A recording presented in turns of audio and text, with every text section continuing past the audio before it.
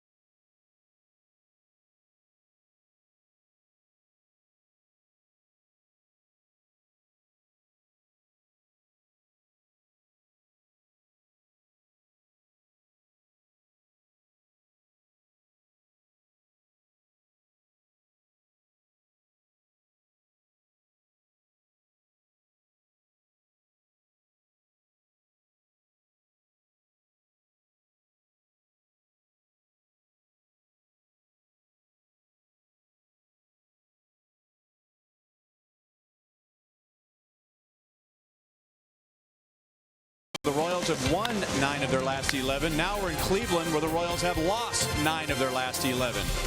The first of 19 between the Royals and the Indians. Danny Duffy and Carlos Carrasco. The lineups and the first pitch are coming up next.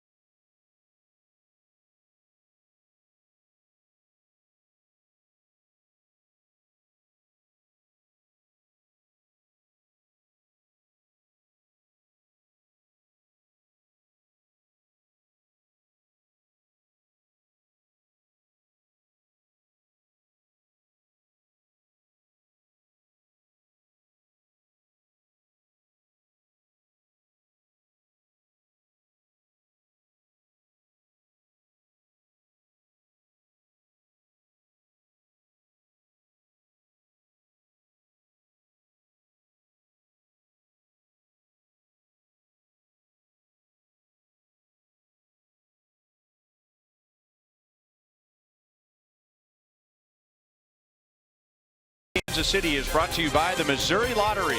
Every ticket played gives back to Missouri schools, so play it forward with the Missouri Lottery. And by Chevrolet, the most awarded and fastest growing brand the last 4 years overall. Find yours at your Kansas City area Chevy dealers. It is cold and windy.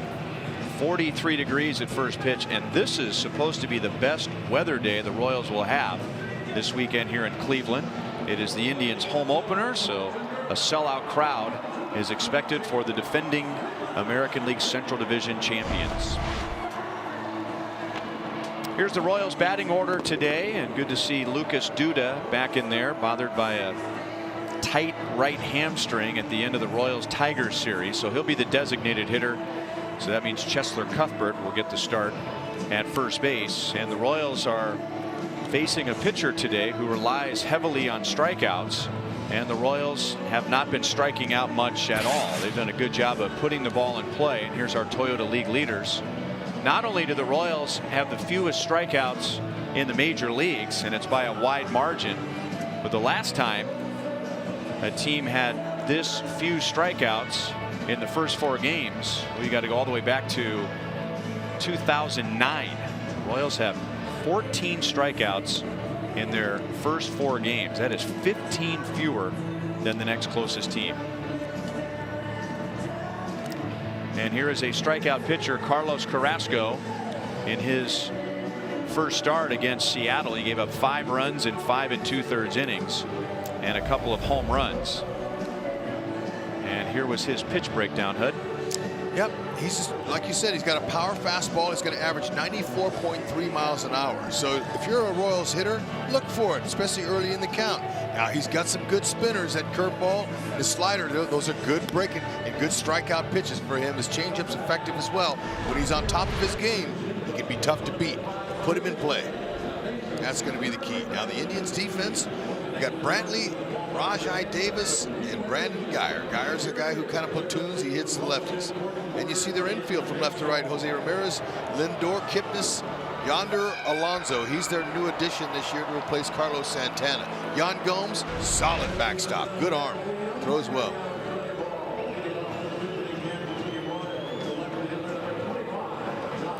So here's John Jay leading off again for the Royals, and he's done a good job of getting on base when he has led off an inning. He has led off 8 times so far this season, and in 4 of those 8 times he reached. Carrasco pitches exclusively out of the stretch, and he misses outside for ball 1. That's to eliminate, make less movement, more concise with your pitches and your mechanics. Outside again, 2 balls and no strikes. Carrasco's coming off an excellent year. His teammate Corey Kluber won the Cy Young, but Carrasco finished 4th in the Cy Young voting. Got the call that time from home plate umpire Roberto Ortiz, and it's 2-1. Didn't have to be.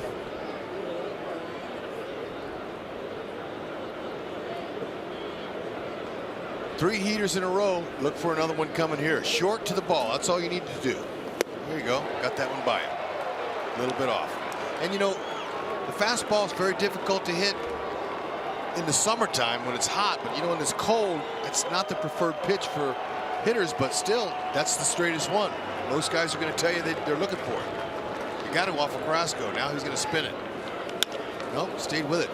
Into shallow left center field, and that's down for a base hit. So now John Jay is 5 out of 9 if you include the walk, leading off an inning. So Carrasco, last year he had 18 wins, and he was particularly good in the division. Archaea Drive to Success. His 1.94 ERA against the Central, that was the best ERA for any pitcher in the major leagues against his own division. And with that 1.94 ERA, he was 12-2 against the Central. 2-1 against the Royals. Now Witt takes high and inside, ball 1. Just dominant. That, you know, it comes with health. Very good mechanics, especially for going from the stretch.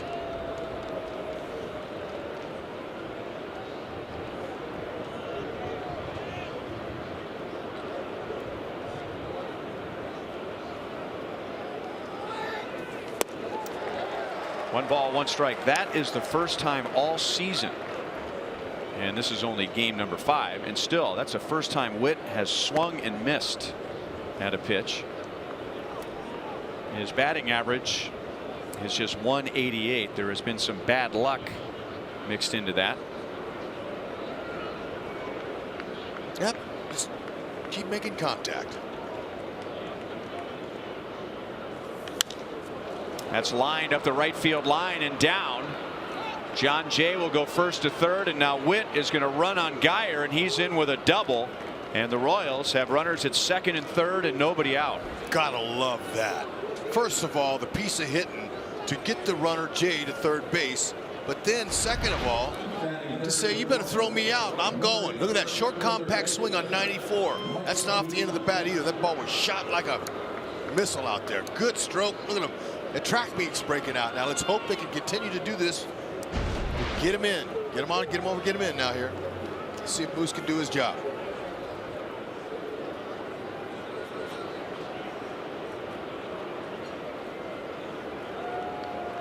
Moustakas has driven in 1 so far, and he swings at the first pitch and rolls it out to Kipnis. So Moustakas will get his second RBI as John Jay comes down from third, and the Royals lead 1-0. The only thing Moose could have done better was to get a clean base hit and knocked in both of them, but with that out, he only got into Ribby, but he got Whitley over with less than 2 to third base. Chance to score him here. So nice job early in the count.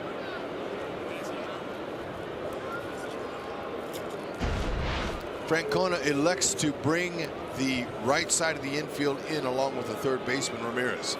So all Duda has to do is just put a little left field base hit swing on him or a fly ball.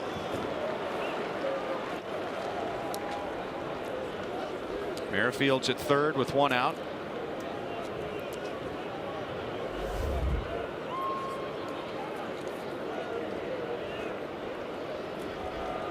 Duda has already driven in 5. And that bat will end up on the screen and stay on the screen. Yeah, he's going to get that one back.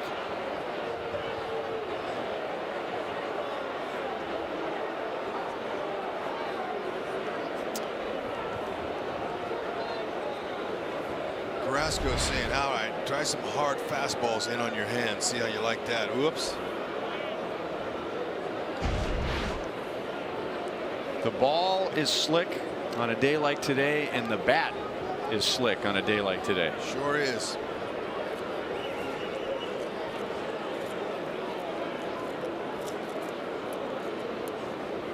Duda was out of the lineup on Tuesday in Detroit with a tight right hamstring.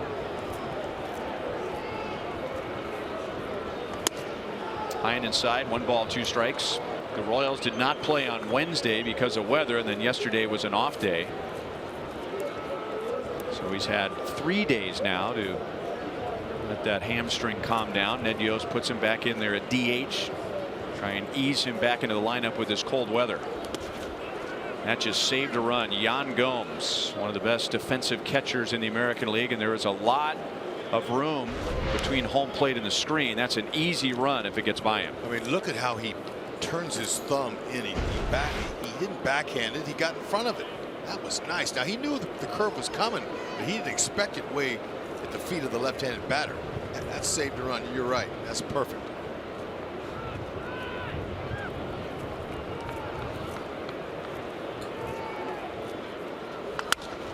Off the end of the bat and into right field, and Lucas Duda has driven in his 6th, and the Royals have 2 in the first inning.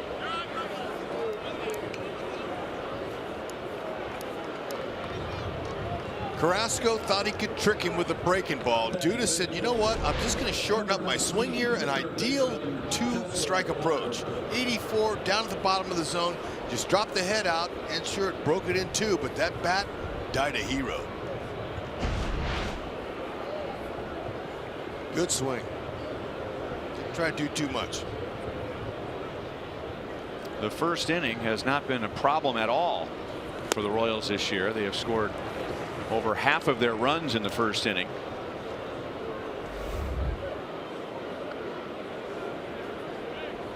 And Lucas Duda has driven in 5 of those 8 first inning runs.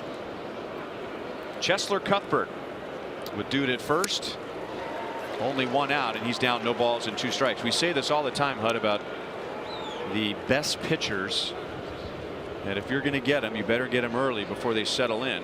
And with runners at second and third and nobody out, the Royals got both of them in. Well, you're exactly right. But even the worst pitchers, get them early. Any pitcher at all, get a better chance to get your confidence going. And it gives your pitcher the lead before he even toes the slab, especially on the road. So let's see. Chesler's been swinging a good bat. See if he can keep the line moving.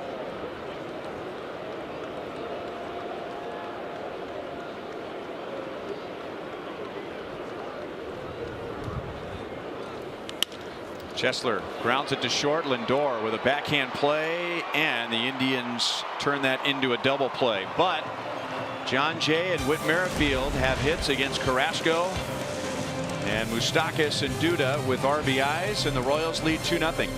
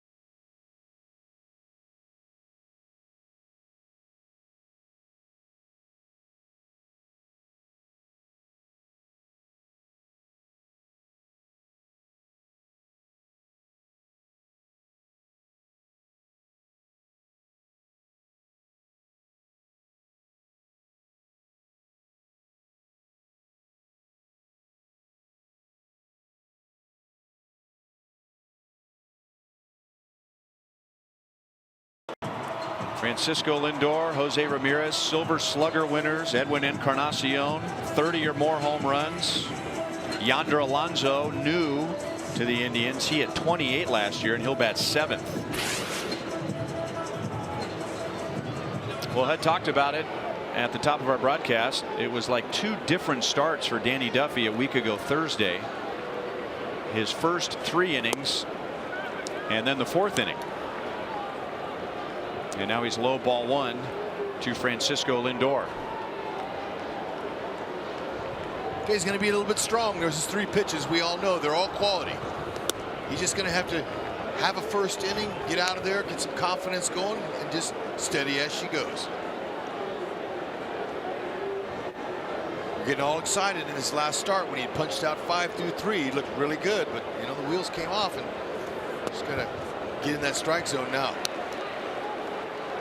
Key that Cal Eldred was talking to me about was he's got to pitch. He's got to go deep into the game. He's got to get some pitches in. He hasn't pitched,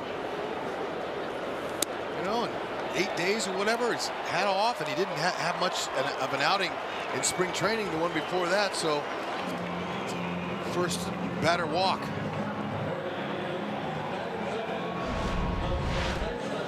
Ford around the horn. We're going to show you different look for our defense. It looks great. Got these guys all happy. John Jay, Alex Gordon in center. He loves it. Jorge Soler in right. Chesler Cuthbert at first. Whitley at second. Escobar and Moustakas and Drew Butera getting the opportunity to catch Duffy here. Now let's see if he can entice Kipnis into hitting the ground ball double play. There you go. There's your defense. Roll it up. Typically, pitcher hasn't pitched that long. I don't care if it's early or late. Guy's going to be a little strong. His first pitch of the day was 95 miles an hour. He's strong.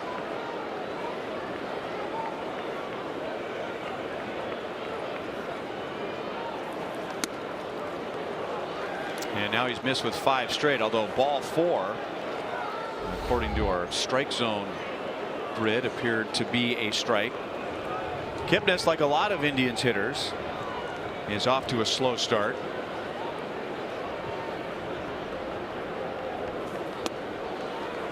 And now 6 in a row, and Drew Butera may go and have a little chat with Danny. As you pointed out, he might be a little strong, and you know, when you mentioned that Cal Eldred said he needs to pitch deep into the game, you wonder, you know, what he is conditioned to do today, because he threw 32 pitches in his last spring training start, and he came out because his shoulder was tight. Then he pitched a side session in Omaha, and then he had a short start a week ago Thursday. Now he's pitching on 8 days rest. So realistically, how many pitches can he go today? Cal was he was just making sure that I understood that he needs to pitch and he needs to throw it, because I asked him what his keys were in his opinion. Really, the keys are the same for every pitcher every time you start. Strike one, get ahead of the hitters and finish hitters off. That's the key. But for Duffy, he's got to settle in. And now it's 3-1 on Kipnis.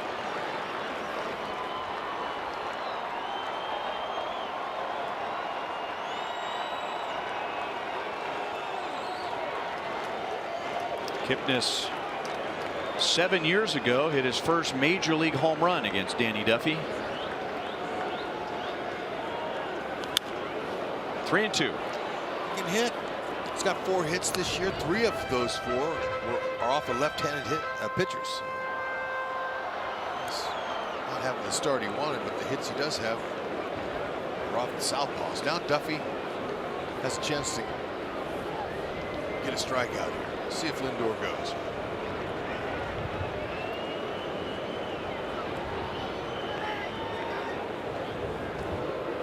Duffy wants him to know that he's paying attention to Lindor. Duffy has a few different moves over to first base. That was not his best.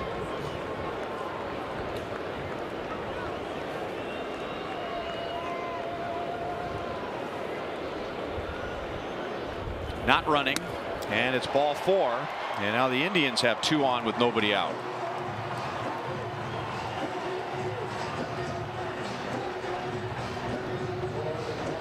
And now getting into the middle of the order, and Jose Ramirez, he's off to a slow start this year, but last year he had a great year. Our Kubota Power Stats, he had 91 extra base hits that led the major leagues, and it was the second most all-time for a switch hitter. Lance Berkman, as a young player with the Astros, had 94 back in 2001.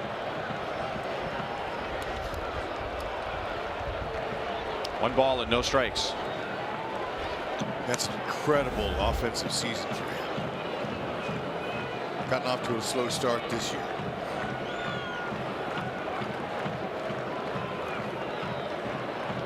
Of those 91 extra base hits, Ramirez had 56 doubles. 2-0. Doesn't seem that long ago that he was just a part-time player. Go back to 2015, he had 6 home runs, he batted .219, then he got a chance in 16, he made the most of it, and then he proved last year that 2016 was not a fluke. And Duffy is all over the place. He is not missing to one area of the strike zone, and then you could say, well, he's just a tick off. He's missing just a little bit high or just a little bit low. I mean, he's missing up, down, inside, and outside. And it's a shame too, especially with the Royals' offense giving him a 2-0 lead here. You're looking for trouble. You walk him, you got Encarnacion coming up. He's a beast. Gotta get in that strike zone. Got the call that time. 3 balls and 1 strike.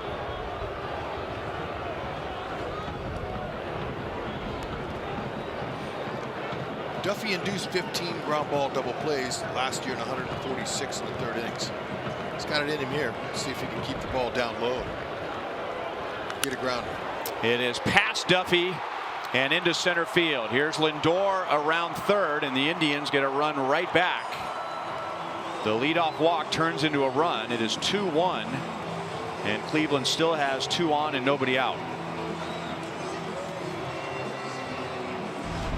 Duffy does a great job of fielding his position, but that had top spin on it all the way. There's no chance either one of them could get it.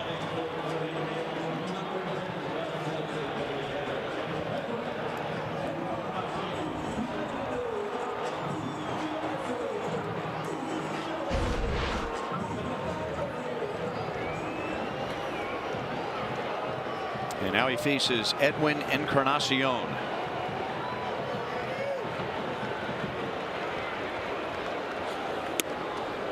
Breaking ball got the outside. It's a good idea. You know, if you're having issues with getting your fastball over, especially early in the count, it's okay to pull the string on the guys. See if that one's helping you. Maybe he goes back to back with it here.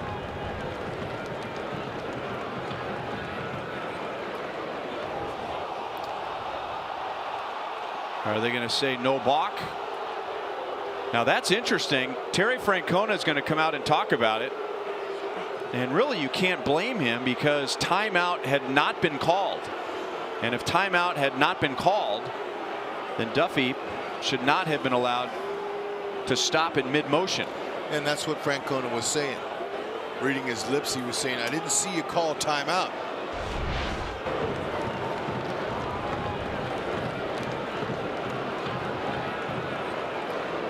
Okay, now see, just because the hitter wants time and steps out of the box, the umpire, he didn't have to give it to him, and he didn't. He didn't sign it. Francona's got an argument. You can read his lips. He's saying you did not call time. Exactly.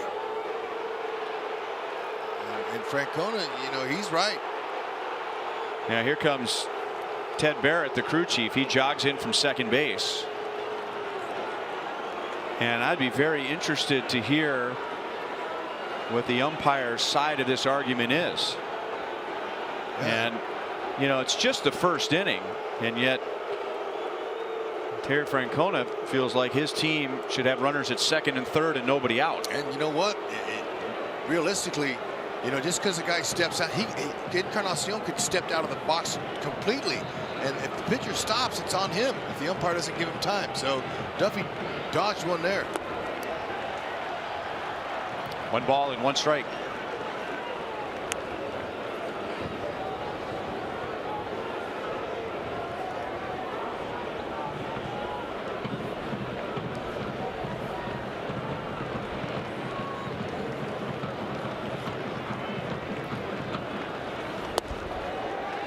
Two and 1. Yeah, the Reverend, he came running over there. He didn't look too happy, did he? That's the Reverend Ted Barrett, crew chief. Duffy having a hard time with his command early.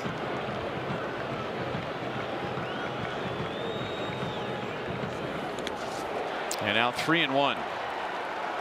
That's a huge block there. He has gone to a 3-ball count with all 4 hitters. So this will be his 20th pitch, and he has yet to record an out.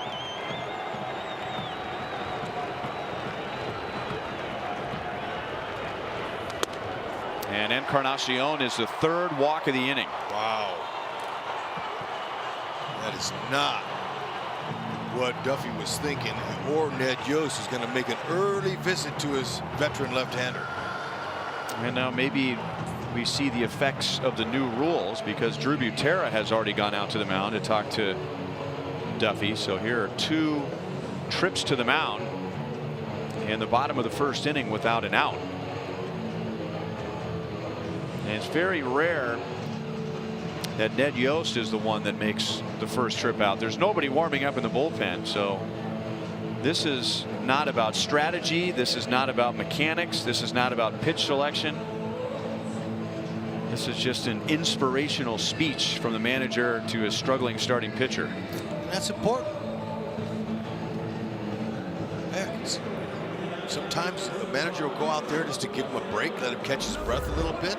It's not like Duffy to walk 1 in an inning, let alone 3.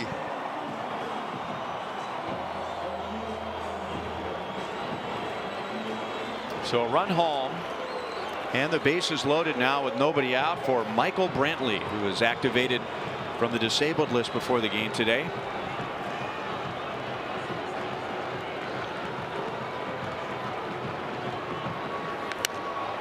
And he muscles it out into shallow right field. 1 run will score. Second runner coming to the plate, and the throw is cut off. And the Indians have a 3-2 lead with nobody out.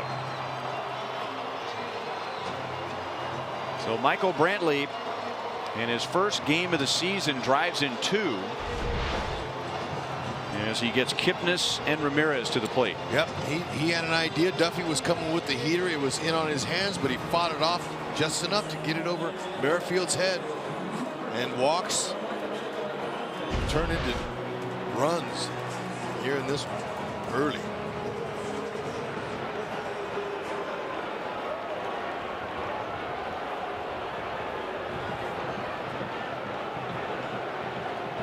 And now right-hand hitting Brandon Geyer. The Royals are ready for a bunt. Stockus is in at third and Cuthbert is in at first.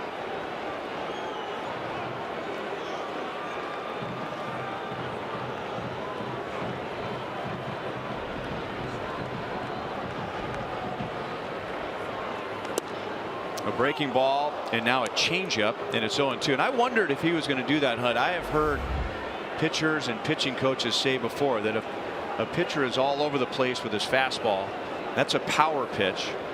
But breaking balls and changeups are rhythm pitches, and sometimes it's a breaking ball that helps pitcher get back on track. Yeah, going to stay with him. And now fastball way inside at 95. He is way strong with his heater. And that's the effects of a long layoff in a rhythm sport. Pitchers are used to it. Trained to pitch on every 5th day.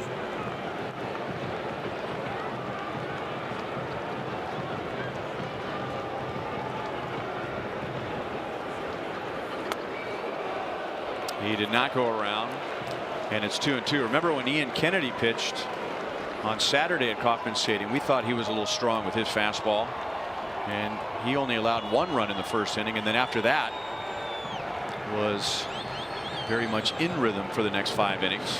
He needs an out. 25 pitches and not an out yet. And Geyer chased a changeup down and away, and Duffy does get his first out of the inning. All right, let's see how he did it. We call this a pitch sequence. We'll show you. You see the box there? It's a big thing this year. I love the miles per hour on top of the pitch because it shows you how he's trying to work the hitter down out of the box. Good stuff. There you go. Got an aggressive hitter there and got himself out.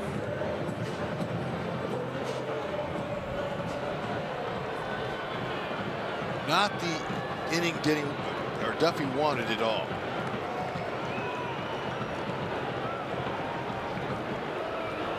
Yonder Alonso, and Hud mentioned that the Indians are hoping that he will fill the hole left behind by Carlos Santana. Longtime Indian, first as a catcher, then as a little bit at third base, a lot of time at first base and designated hitter. Now Santana is with the Phillies, and Duffy throws a fastball by Alonso, and the count is 1 ball 1 strike, and it was by far a career year last year for Yonder Alonso. He had never hit more than 10 home runs in a major league season, and he hit 28 last year and was an all-star for the first time.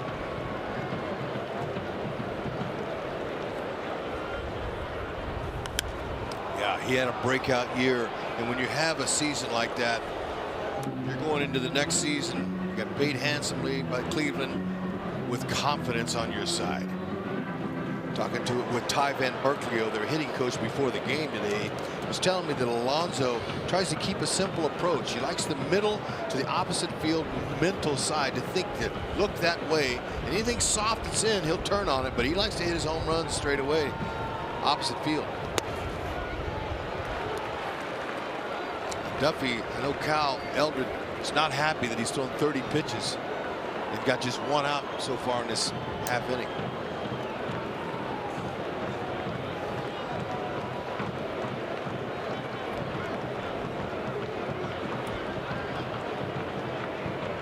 Alonso had a lot of trouble last year against lefties and against breaking balls, and he got a fastball and he rips it to center field, but Alex is there. That was right into the teeth of the wind blowing in from right center field. So Duffy got away with one right there, and there are 2 down. Just like his approach is, that ball was up in middle away, and he stayed in the middle of the field, teed it up.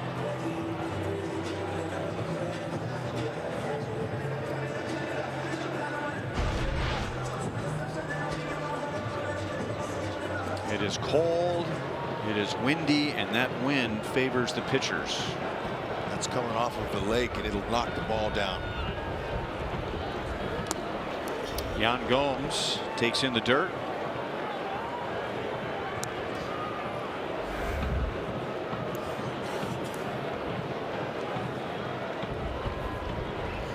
Gomes has Encarnacion at second base and Brantley at first.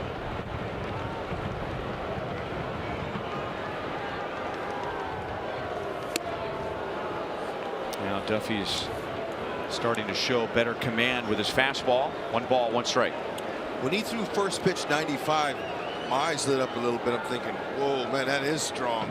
But sometimes you're better when you're 92, 91, hitting your spots like he was in his last outing. And his command just got off. 2-1. You can tell he's frustrated. He's shaking his head. He's doing a good job of containing his emotions. Cal, the same. This is not what he wanted. He wanted Duffy to go deep into this start. And pitch counts not favoring that. This is the 35th pitch of the inning, and it's fouled away by Gomes. 2-2.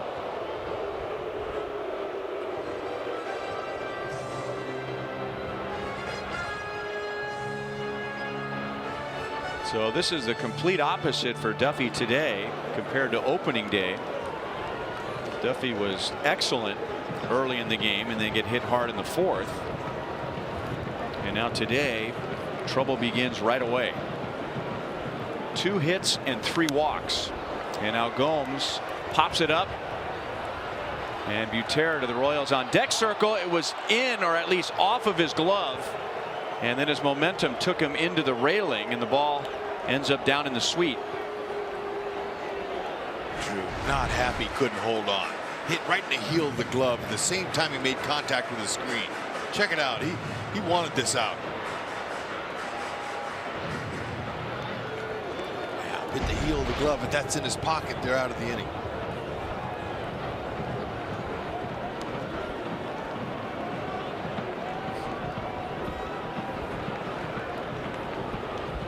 Still 2-2 on Gomes. On the ground to short.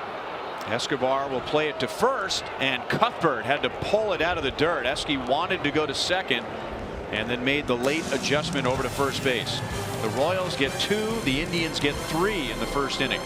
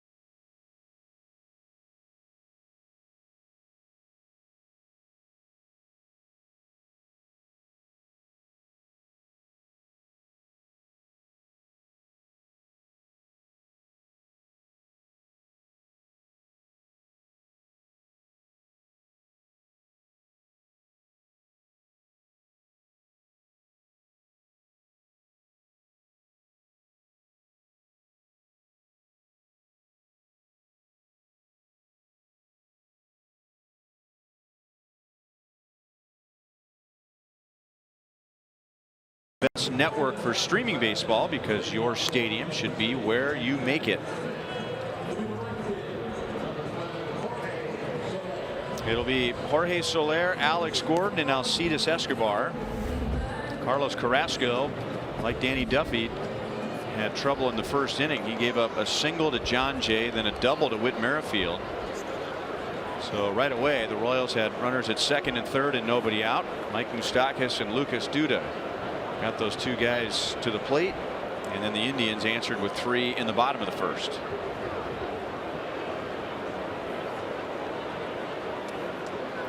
Soler is hitless so far. 0 for 8. He does have an RBI, and that was the only run scored in the game on Tuesday when the Royals beat the Tigers 1-0 for their first win. And it is 0-2.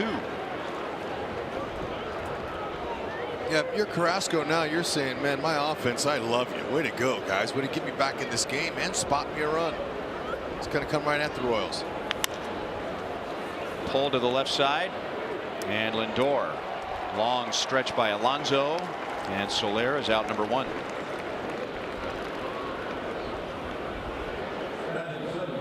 Carrasco has been a talented and at times underachieving pitcher for the Cleveland Indians, and a lot of it has had to do with injuries. And for the first time in his career last year, he pitched 200 innings. In fact, exactly 200 innings. Fastball is cut on and missed by Alex Gordon. So we told you he was 4th in the Cy Young voting, tied with his teammate Corey Kluber and Jason Vargas for wins, 6th in ERA. Strike over the outside, 5th in strikeouts with 226. And oftentimes Carrasco's fate is decided by how many strikeouts he has. Still 0-2. And remember, we showed you that the Royals have done a good job in their first 4 games of avoiding a strikeout. When Carrasco strikes out 7 or more, his ERA is barely over 2. But if he can't rely on the strikeout and it's 6 or fewer, his ERA is almost 6. So we showed you in the first inning how few times the Royals have struck out this year. This is a good matchup for us against this guy. If we could just, get some together. We got a couple runs off him earlier. We'll just stay right there. Now, Alex, you see how they're all pulled over for him. Shift. Last swing there, he was looking to get on base with a little abbreviated swing to left. Let's get on. 1-2. But as far as eating up 200 innings, that doesn't happen much anymore with the bullpens the way they're all set up now. It just was 8 in the American League, 8 starters that eat up 200 innings or more. Carrasco was one of them. Kluber was the other. You got 2 on 1 team. Heck, that's really good. 2 balls, 2 strikes. Sale, Irvin Santana, Verlander, Porcello, Archer, Stroman, Carrasco. There's Kluber, and he's had 2 good starts already this year.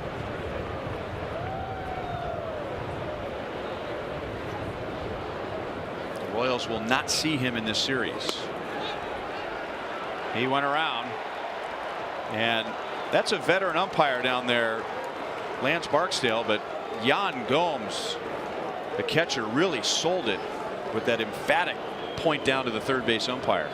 Sometimes it's the little things that you do as a catcher or a player that make a difference in a game.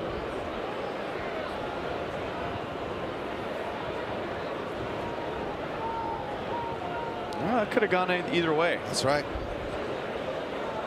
It was not automatic swing. So 2 up, 2 down, and now Alcides Escobar. That's a little bit outside for ball 1.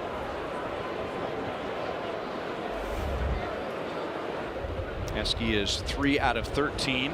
He was hitless in the 2 games against the White Sox, and then got all 3 of his hits in Detroit, including his first 2 extra base hits of the year. 2-0.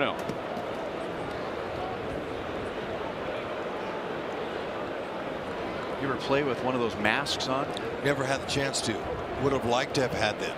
We had neck gaiters, but we didn't have anything that covered the back of your neck and your ears, which would have been super, especially being a defensive player out there in the field. And the Royals, after Duffy's long 37 pitch inning, man, that come in handy, keeping your neck warm.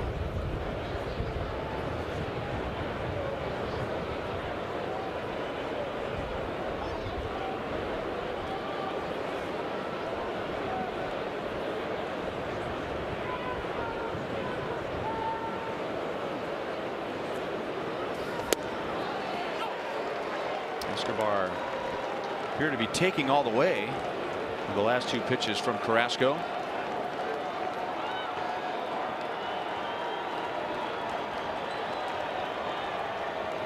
It's not a bad idea. See as many pitches as you can. Gives you an advantage the next time you come up. That'll be back into the crowd.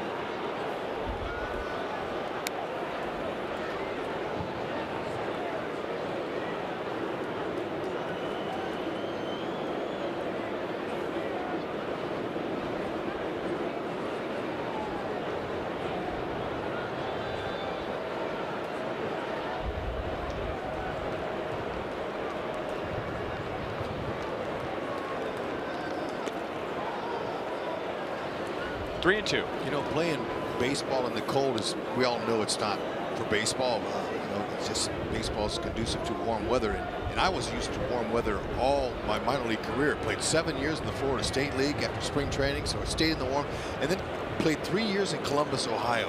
And playing in April was a shocker to my system. It's like it is here. It's like, wow, really? Like Escobar, every day we've seen him, he's always talking about how mucho frío it is, how cold. But you got to get through it.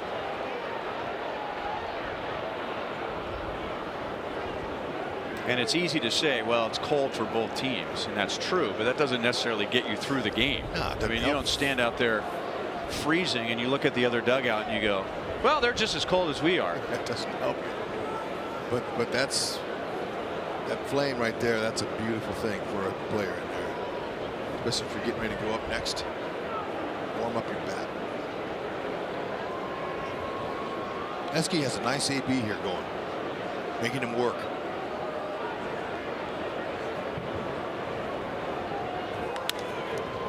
Back to the middle, Lindor cuts it off, and that's the inning. So Carrasco bounces back. He has a 1-2-3 second inning. The Royals will hope for the same for Danny Duffy.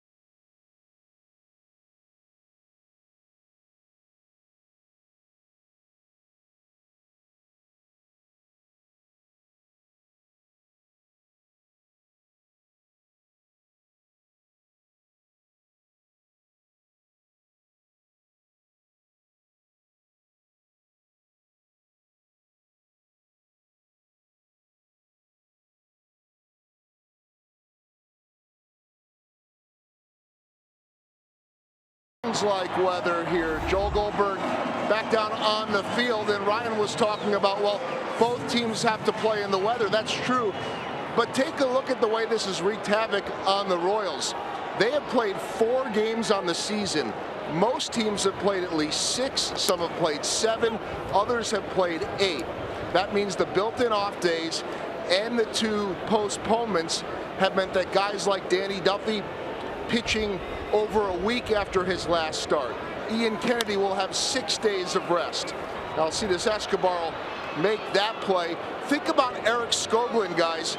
He last pitched in a Cactus League game March 17th, got a little bit of minor league action afterwards. So talking to pitching coach Cal Eldred right now, he said, just try to get these guys as much work as possible with bullpens and side sessions, but that's awfully tough to do when you're stuck in the hotel room when it's cold in Cleveland. So yes, the weather, you got to deal with it, but perhaps they have had to deal with it more than any other team in baseball. And it's going to be colder tomorrow, Joel, and maybe even colder on Sunday. The Royals will get temperatures in the upper 40s and lower 50s when they get back from this road trip, and that will seem almost tropical compared to how the season has begun. 1 out now, Francisco Lindor, and Lindor hasn't seen a strike yet. He reached on a 4-pitch walk against Duffy in the first, and now it's 2 balls and no strikes. Over the outside, 2-1.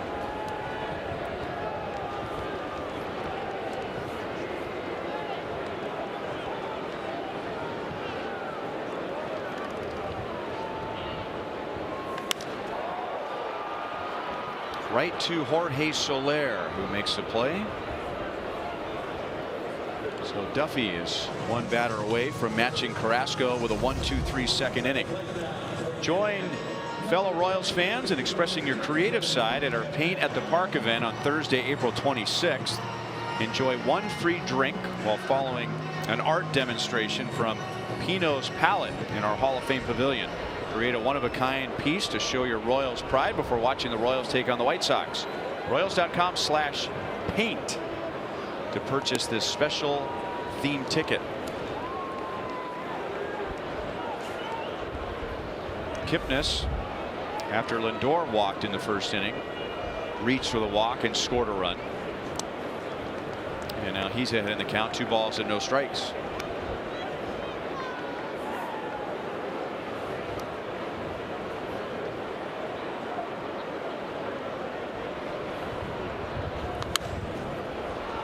That'll be back and out of play. And I've been thinking, Hud, how is the best way to describe to a fan who has never played baseball before how being too strong is a bad thing? Because you think in any sport at any level, who wouldn't want to be too strong? Well, pitching a baseball is a fine art, and it's a feel thing. And Duffy had much better feel in the second inning. That was a 10-pitch 1-2-3 bottom of the second.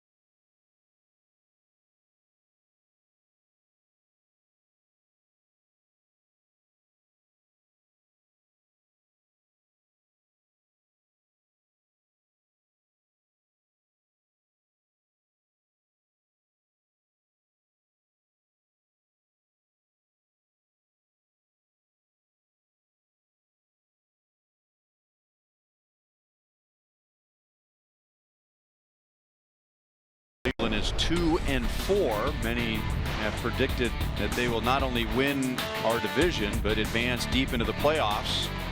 There are 3 teams with a 6-1 record in our big story. All 3 of those teams went to the playoffs last year. The Red Sox and the Astros won their divisions, and the Diamondbacks were a wild card team, so they're off to fast starts.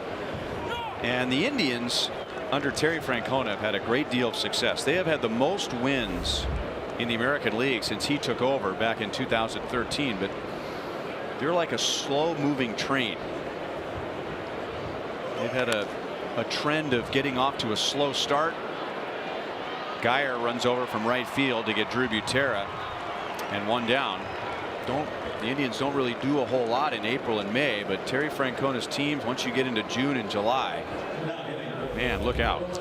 Yeah, and you know, showing the quick start by those teams, that's always good. It's important to get off to a good start from a team standpoint and from a statistical standpoint as a player. You want to get off to a good start, but baseball is not who, you know, you're not rewarded for who gets off to the best start. It's so long. So just like you mentioned, man, it's teams that settle in and get their game together that usually end up winning at the end. He knows all about it.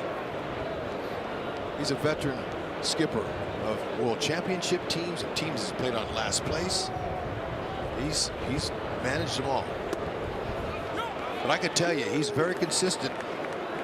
Unfortunately for him, his first year as a manager with Philadelphia, I was one of his free agent signings, and we finished dead last. We were 30 games out of first at the All-Star break, but he was the same guy. Positive, kept a good energy up, and he's the same way now. He loves his players. Really has a knack to take care of the players, make them feel special. That's a good trait for any manager. 1-2 on John Jay. He singled and scored in the first inning. Had a very touching tribute, a moment of silence right before the national anthem today. Terry Francona's father, Tito, died during the offseason. He was 84. He played for the Indians. Terry Francona grew up in the Indians clubhouse. That's a second strikeout for Carlos Carrasco. John Francona was his birth name. Nickname was Tito, and now Terry Francona's nickname is Tito.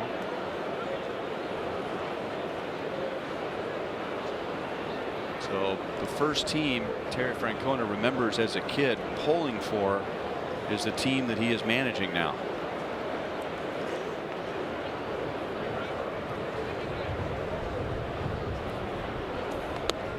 Merrifield takes a strike. Witt doubled up the right field line in the first inning and scored the second Royals run.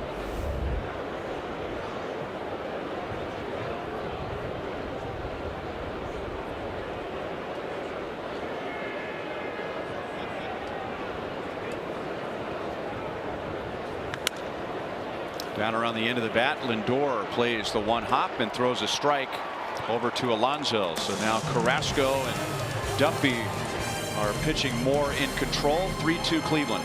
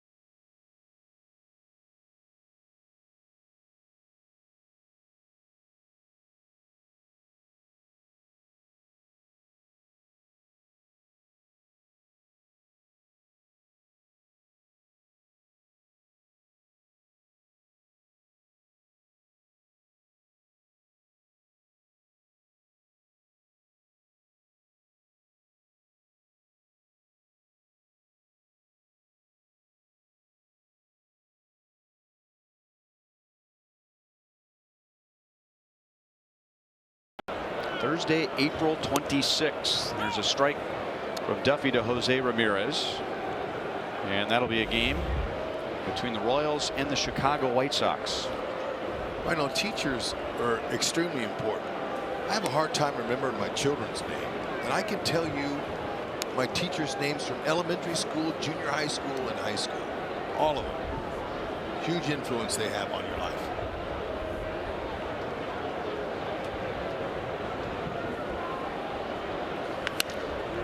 Ramirez grounds it to deep short.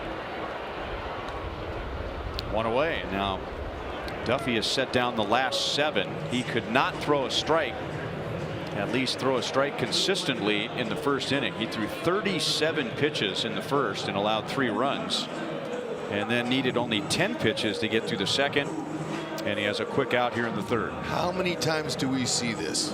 That's why the first innings are so important for offenses to get to, whether he's a young guy or a veteran pitcher, it doesn't really matter. They're trying to figure out what works for him. And for Duffy, nothing was working for him. And they came back and scored 3 runs. And then after that, they settle in. It's amazing how that happens in baseball. But that's typically the way a game goes. Unless the guy's really having a tough night, then he can't find it the second inning, third inning, he's out of the game. So usually they make that correction after the first inning, or their night's over quickly.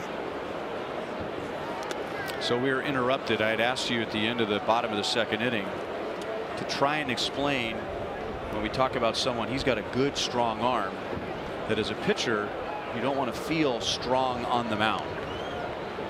Yeah, so many pitchers would come back to the dugout and they would say, gosh, I got nothing tonight, but they were getting outs. You know, they weren't strong. They had a good feel. They had a good touch for what they were doing.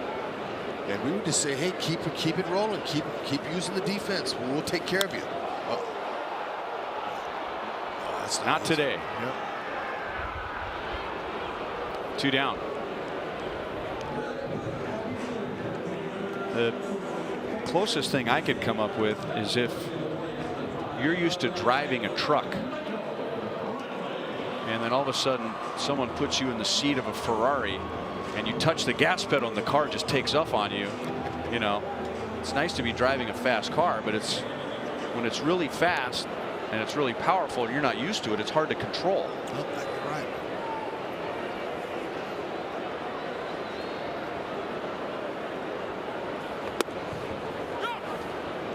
Michael Brantley was jammed and blooped one into right field for a 2-run single in the first inning to put the Indians in front.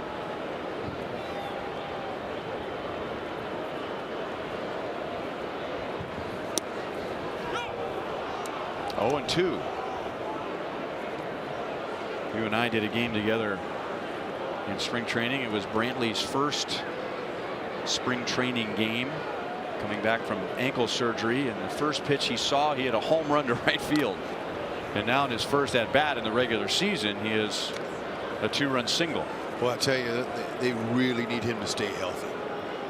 He's had issues the last couple of seasons, but you know, it hasn't stopped the Cleveland Indians offense. They've been very potent, and it's because they've had some good depth, some good players behind him to come in and play. Fastball got him looking, and now Duffy is retired 9 in a row. 3-2 Indians. The Royals will have Mike Moustakas, Lucas Duda, Chesler Cuthbert coming up.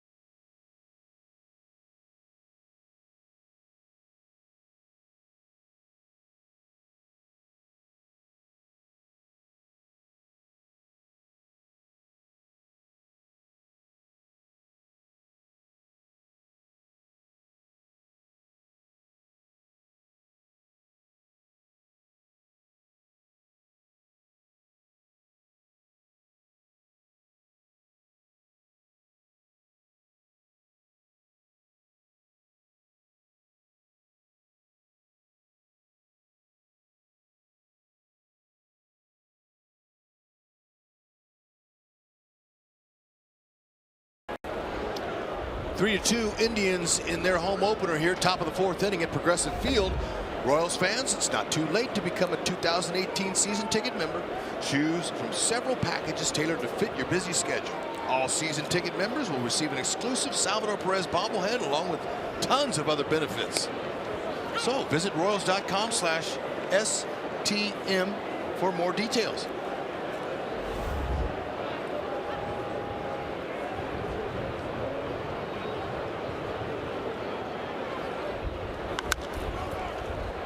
Golfed foul by Moustakas. He drove in the Royals' first run. The Royals had runners at second and third and nobody out. Moustakas hit a ground ball to Kipnis, driving in a run, his second of the year. And then Lucas Duda drove in the Royals' second run, but Cleveland answered in the bottom of the first with 3. That's what you call an overshift. See if Moose with 2 strikes goes to left. Tried to. Yep, good effort there. And that's any pitch that's middle away, you just wait on it and try to just abbreviate your swing and put it there. That's what Moose tried to do. That 93 was up and away out of the zone by 4 or 5 inches. You have to hit it hard at all to get on base.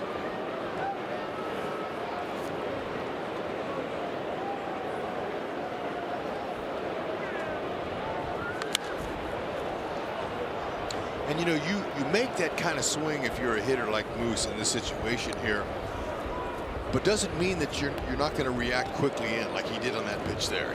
He was looking to take that one out of the ballpark, pull it, but he's thinking mental away. When you're mentally thinking that thought, when you see that ball out there, your eyes will tell your hands what to do with it. Recognize that you have to have that mental state.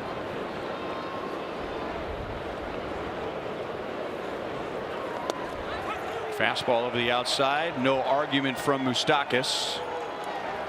And Carrasco has struck out 3. This just locks Moose up. He wasn't expecting a heater. He almost looked like that front hip was opening up as if he was anticipating something inside. In spinning, possibly.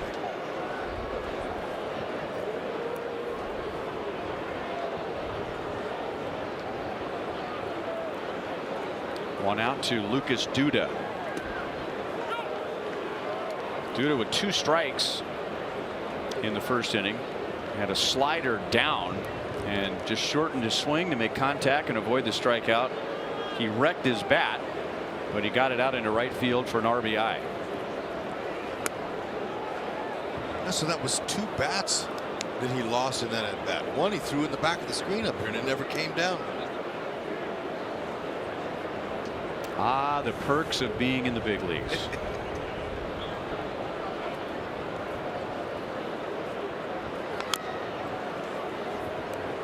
1-2 on Duda. Carrasco doing a good job on Duda, though. He's jamming him inside with fastballs and then trying to keep the breaking balls down away underneath his bat. And that base hit RBI Duda got first inning was just great hit.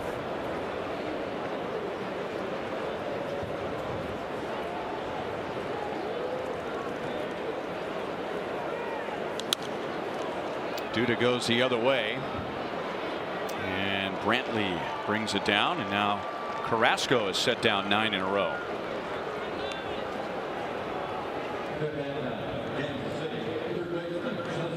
Here's Chesler with 2 down. If the Royals hit a triple in today's game, the Kansas City Honda dealers will make a $1,000 donation to the KC Urban Youth Academy. Royals have hit 2 triples so far this year, one from Alcides Escobar and one from Mike Moustakas. 0-1 on Chesler. Chesler grounded sharply to Lindor in the first inning, and that began a 6-4-3 inning-ending double play. Little pop up into shallow right. And Geyer is there fighting the wind. He almost overran it. And the Royals go down in order in the 4th.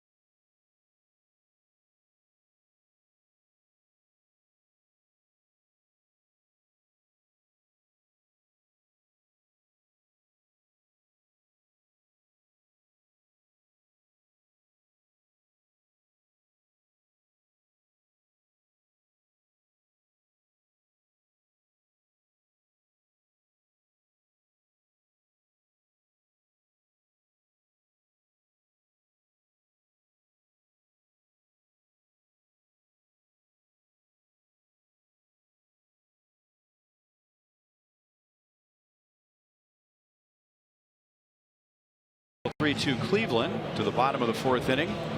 Hey, Mizzou fans, here's your chance to show your Royals and Tigers pride. Purchase your theme ticket at royals.com/Mizzou for an exclusive Royals cap featuring the Mizzou logo and colors, so you can cheer on the Tigers and the Royals. Friday, April 27th, Mizzou night, presented by Fox Sports Kansas City and Rally House. The Chicago White Sox will be in town for that game. Both teams scored all of their runs in the 1st inning, and both starting pitchers have settled in since. 2-0 on Brandon Guyer. The Royals got 2 in the 1st inning, and now Carlos Carrasco has retired 10 in a row. The Indians got 3 in the 1st inning, and Danny Duffy has retired 9 in a row. And now he falls behind Guyer. 3 balls and no strikes. Danny struck Guyer out in the 1st inning, and that was his first out after 30 pitches and 5 batters.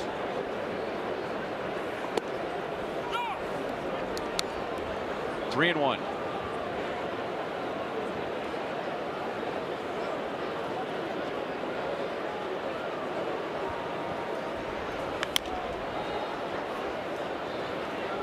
Two pitches in a row at 89. So maybe he's figuring less is more, and he's able to command his fastball better by taking a little bit of velocity off. We'll see.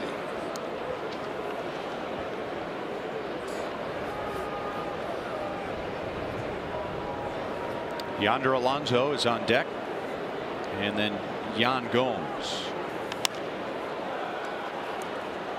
Out to Soler in right field. So a good comeback for Duffy after falling behind 3-0. So Danny's retired 10 straight. Okay, I like the fact that his poise, he's staying in control of himself, his emotions. You fall behind like that, he can go, oh, here we go again. But he didn't. He focused. He took something off. 89, 89, and then his 91 right there in the middle, and got away with it.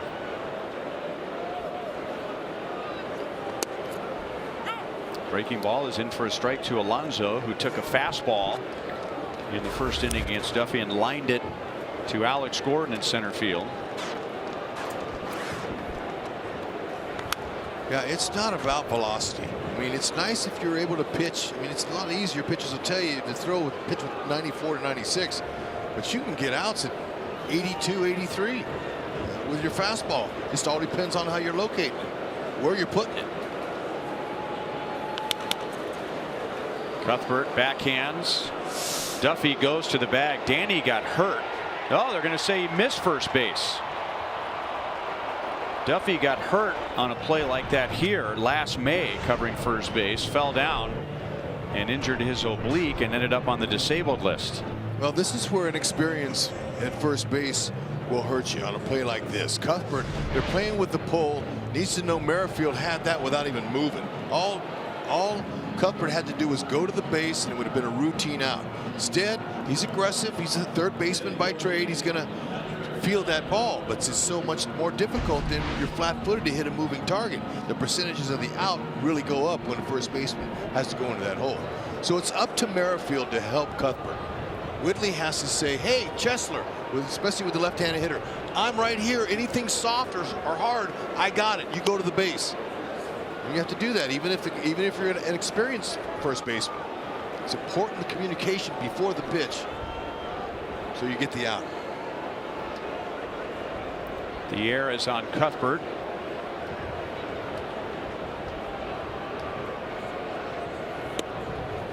Good spot to Yan Gomes. 1 ball, 1 strike. Gomes grounded out to short in the 1st inning.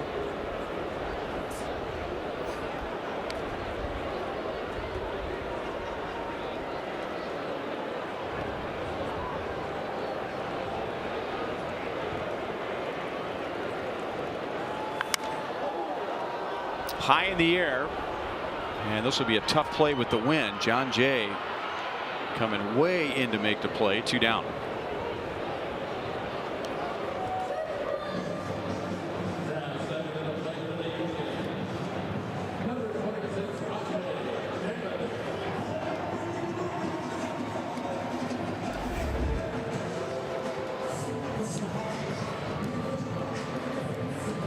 Rajai Davis.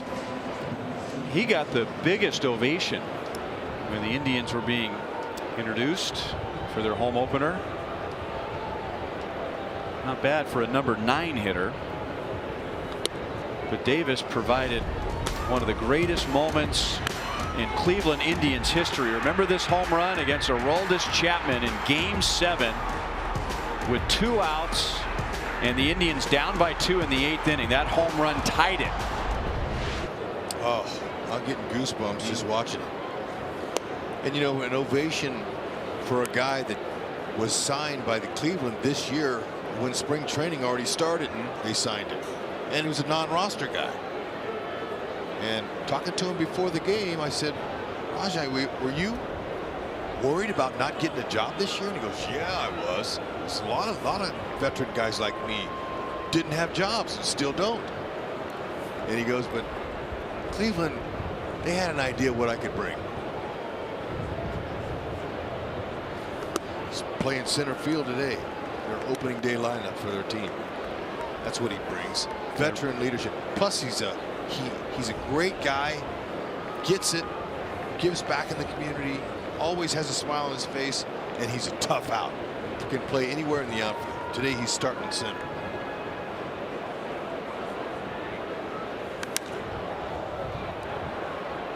Soler goes over to the line and makes a play. So Duffy has 3 scoreless innings since giving up 3 in the first.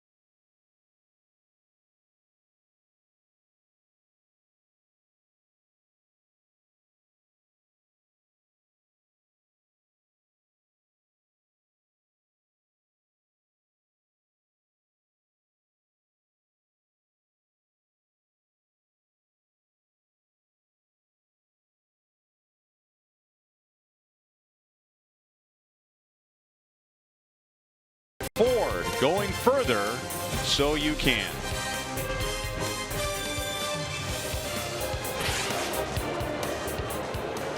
The Royals scored 2 in the first inning. The Indians scored 3 in the first inning. Carlos Carrasco has set down 10 in a row since the first. Danny Duffy has set down 12 of the last 13 since the first.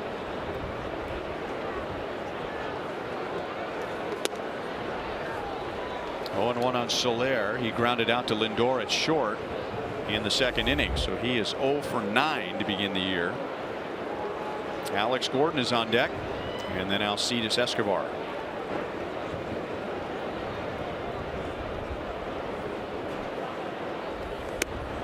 A little bit outside. 1 ball, 1 strike. Carrasco hitting the spots on Soler, and so far the times he's faced him today. Hasn't really missed in the middle of the plate. If you do with a heater, he's going to take a pass on it. And he's got a big swing, but he's been able to control it. Terry Bradshaw, the first-year hitting coach for the Royals, talks to me about Soler keeping him under control, keeping his swing short, concise, short to the ball. In the air to Davis in center. One out in the 5th. Alex Gordon comes up with one out, and he is the subject of our sprint trivia question. Alex has 3 home runs against Carlos Carrasco. Name the only pitcher with whom he has more.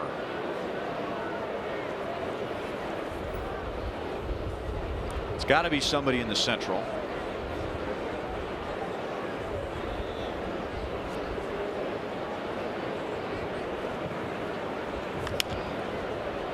Line into the netting above the Indians dugout. Our first clue, Hud, is that it's a pitcher that bounced around, but yes, he did spend some time in the Central Division.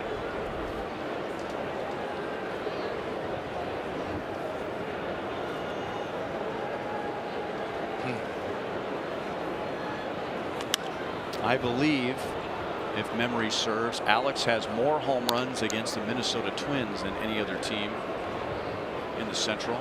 Okay. So was it a Twins pitcher in the Central Division? You're on it. You're going to get him. Scott Baker. Incorrect. 1-2. Nick Blackburn. Incorrect.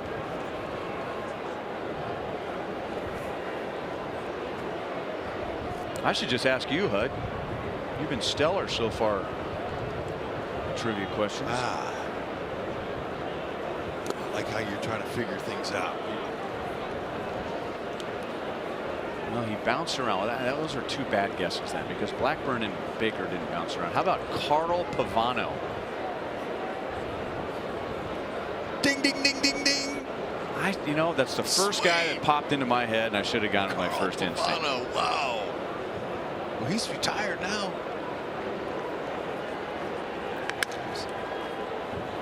Out to Kipnis and shallow right. 2 down.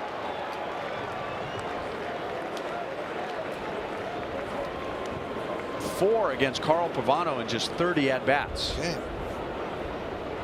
Should have been my first guess. Hey, I mean, the clue was he bounced around. Blackburn and Baker, they didn't bounce around. No, but that's okay. It's not about how many guesses you get. It's about getting it right. These guys are really good. Yeah, but I mean, it's a difference between 1 for 3 or 1 for 1. I gave up 2 at bats. Just totally gave up 2 at bats. It's still 333. You're dealing. I just had to get on the board. You've been answering these questions like you've been studying all off season. Well, look, it's just lucky early. Escobar needs to ignite.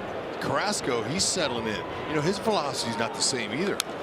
He's not blazing in there. He's like no low 90s, but he's hitting his spots very nicely.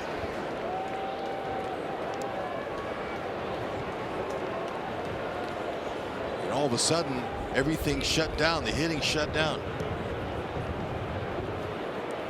for both teams.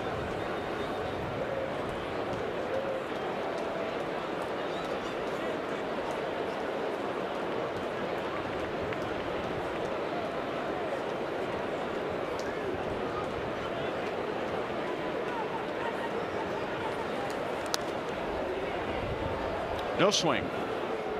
Will Little is the umpire at first base.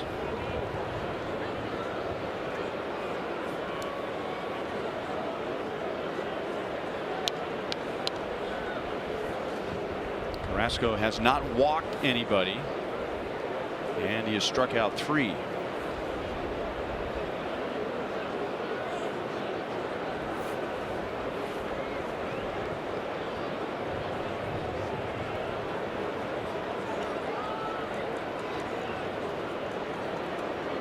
This will be Carrasco's 69th pitch.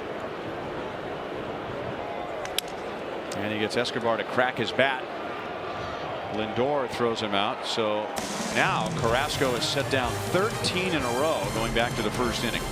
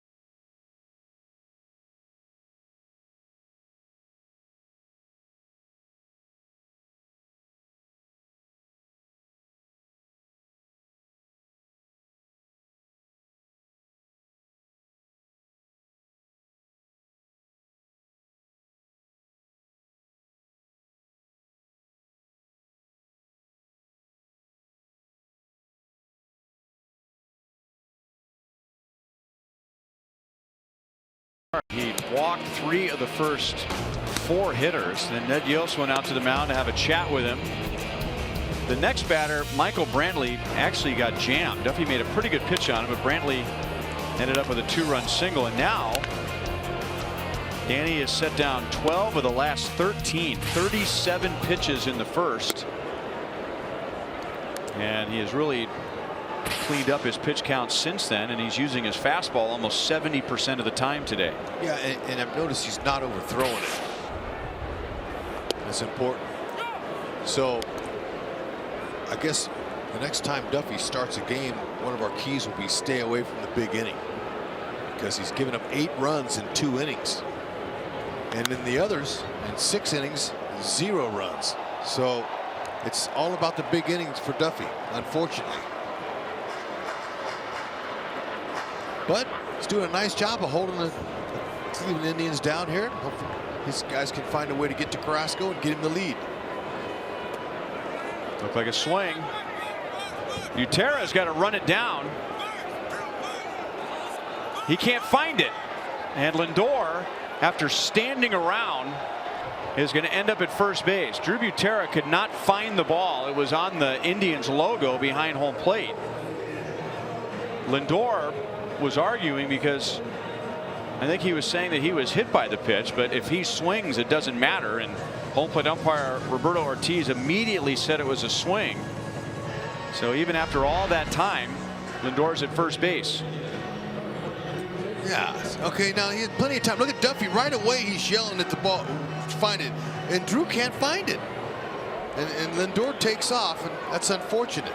When he retired the batter, he could have went and got it, thrown him out. It's a bummer, especially with Lindor's speed.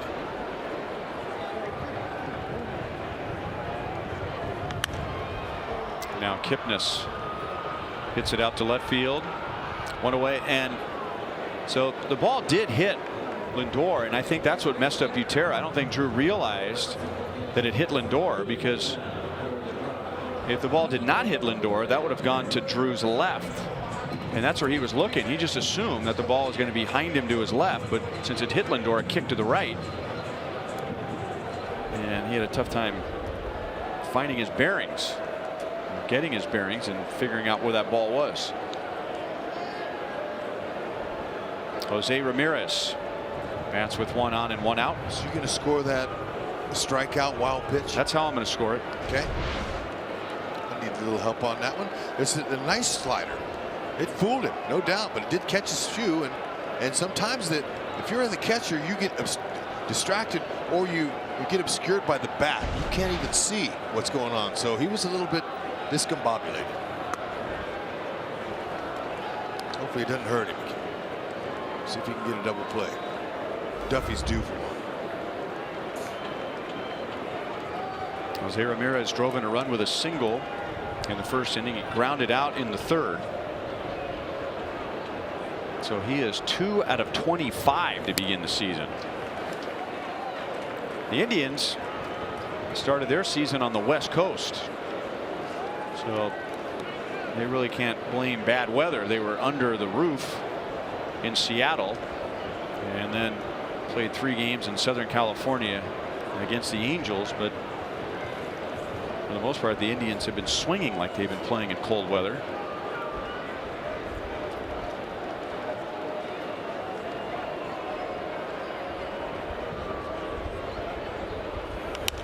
Jammed.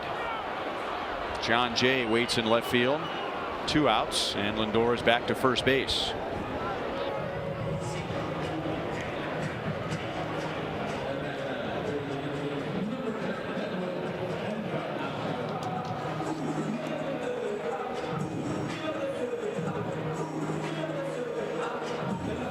And now Edwin Encarnacion. While we have a moment, we'd like to wish both a happy birthday and a get well soon to former Royals pitcher Marty Patton, who is 75 years old today.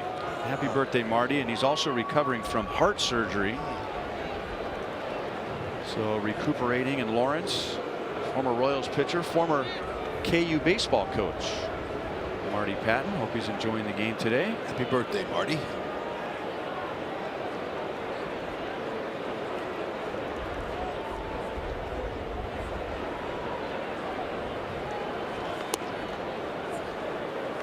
Ball one on Encarnacion. He has walked and flied out to left field.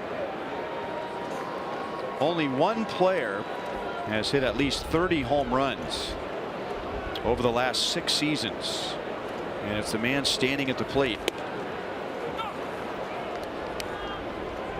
1 ball, 1 strike. So with 2 outs and Lindor, who stole 15 bases last year, has the ability to steal. It's not going to go. You don't want to take a chance of getting thrown out when you got this guy in the box.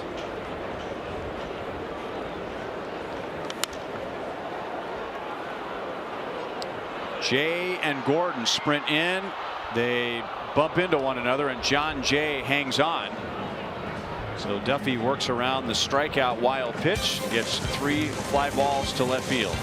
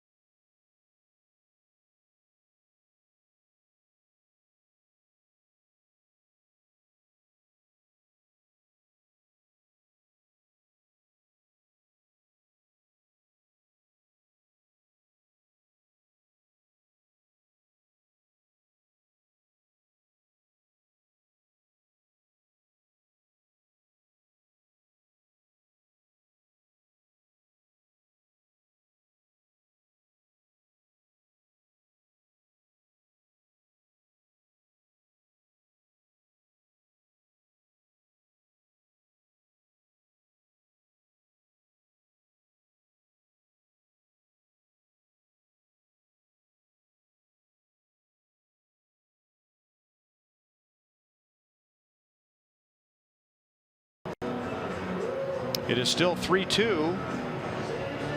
Nobody has scored since the first inning. Drew Butera will lead off our Sonic Slam inning. Our contestant is Mike Bailey from Leavenworth. If the Royals hit a home run out of the park in this inning, Mike will win $500. If the Royals hit a grand slam out of the park, Mike wins $25 grand from Sonic and the Royals.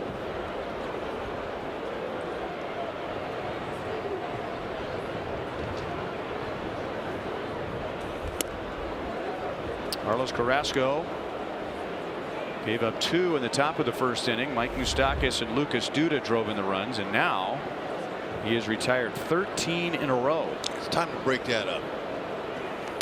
Drew got hit a nice ball last time up, right center field. The right fielder Geyer ran it down, made a nice play.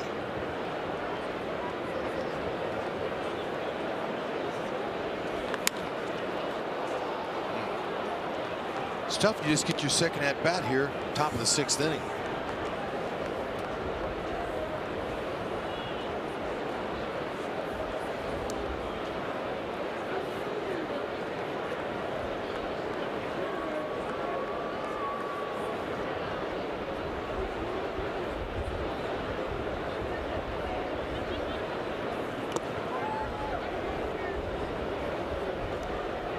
Two and two.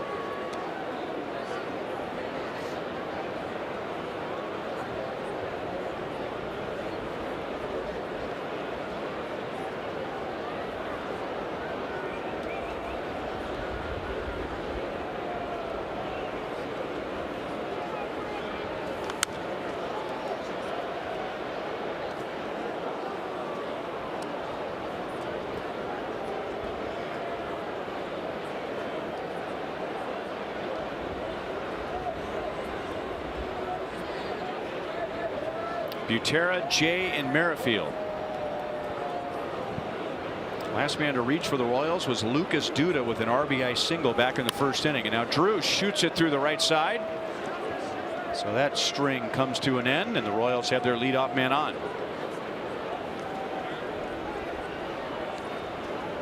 Okay, look at this. This is textbook hitting. Young players out there, young hitters, look at the head position. Okay, that's 85 on a break. Now what you got to do is you got to wait till the ball gets deep back here, not out in front. You want to make sure it gets deep. Look at the head position. Head position's right on it. Little back leg bent right there. Really a beautiful piece of hitting.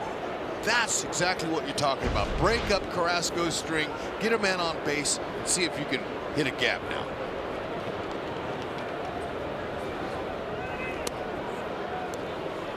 John Jay opened the game with a single, and he scored on a ground out by Moustakas. He is 1 for 2. Textbook hitting a breaking ball right there from a right-handed batter, a right-handed pitcher.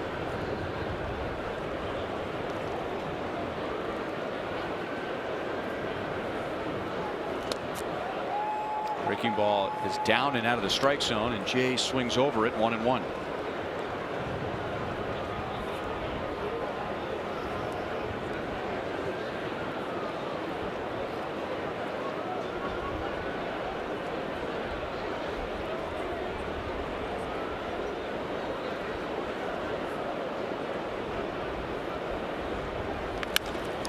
Up the middle, Kipnis dives, and it's by him. Butera will stop at second base, and the Royals have 2 on, nobody out for Whit Merrifield. John Jay is 2 out of 3 today. Let's go down to Joel. Well, Whit Merrifield wouldn't mind a repeat of history. His first career home run, coming back in June of 2016, was against Carlos Carrasco. I asked him today what he remembered about it. Of course he remembered the home run, because everybody remembers those firsts. He says, I don't remember what the count was, but I remember the pitch and the curveball. And the other thing that I remember was it felt great because it had been a long time coming. He had 88 big league at bats until that home run. That was the first of his career. And even with all that, he's going to put down a bunt, and a good one. Carrasco throws him out.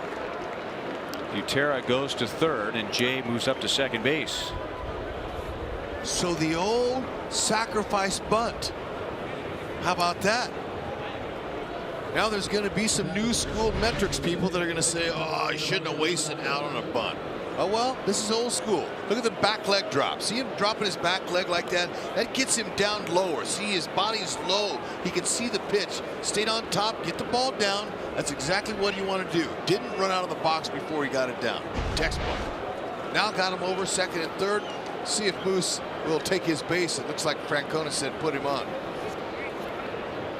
Okay, he'll take the walk, and now it's up to Duda here to do some damage. Get Duffy, tie it, or get in the lead.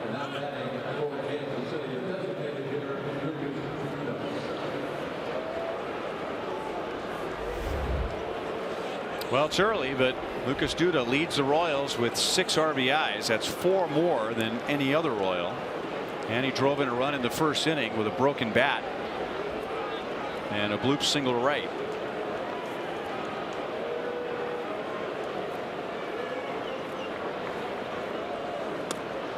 Down and away, ball 1. The Royals had no base runners in the second, third, fourth, and fifth innings, and now they have 3 with 1 out.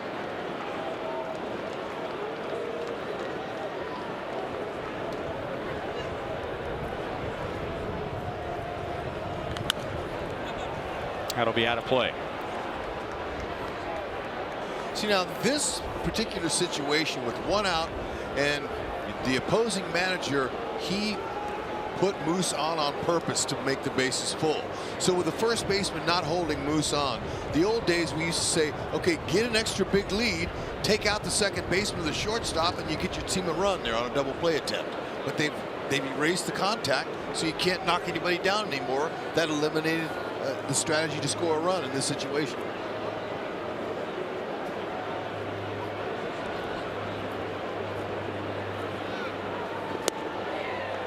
Like a changeup.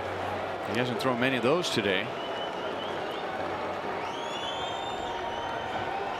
You could tell Duda was badly fooled on that one.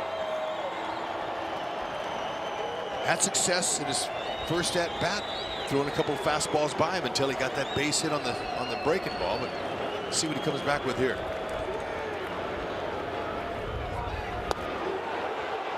2-2.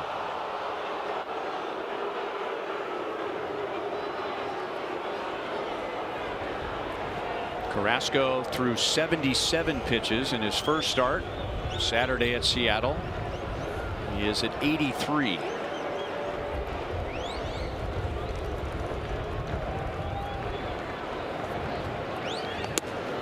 Three and two. What do you think he goes with here? I'm saying he's going to go with a heater. Duda hurt him in the first on a breaking ball out of the zone that he tried to trick him with, and I'm saying he stays heater, even though that last pitch was 91. Duda could give him a parting gift right here. Kona has a reliever up in the pen and he's ready.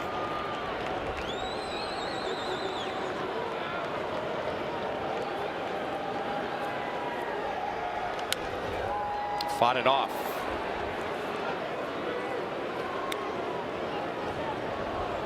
Nick Goody is the right-hander warming up in the Indians pen.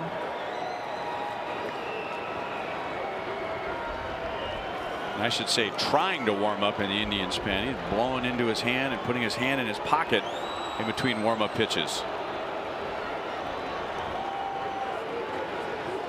Bases loaded, one out. Took a strike over the outside, and Duda is not happy. Yeah, I think, you know, that just it fooled him. But, you know, Duda, with this situation here, you got to be hacking there. Breaking ball, fastball, up out of the zone. See how he's staying out of that box. That box is the hot box for the hitter. He's looking to hit anything inside there. Doesn't mean you can't when it's on the outer half, but it's too close to be taken. Man, that is a $1 million pitch. Sure was. I mean, that's a great spot there. What are you going to do? The base is loaded, though. You got to fight your way to get to buy your own pitch. You can imagine too, Duda, who's a big guy, he looks back, and the catcher receives that at his knee, if not below the knee. But according to the strike zone and the grid on the screen, it's where the ball crosses the front of the plate. That was tough. 1-1 on Cuthbert. Chesler grounded into a double play in the first inning, and he flied to right in the fourth.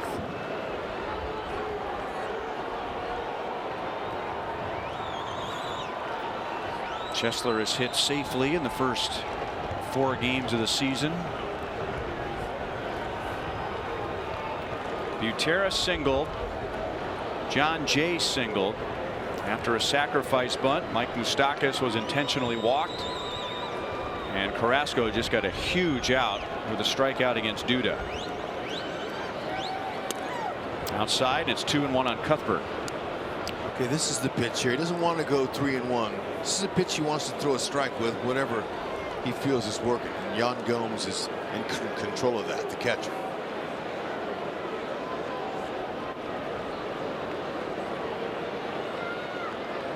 Good pitch to hit here. Great spot.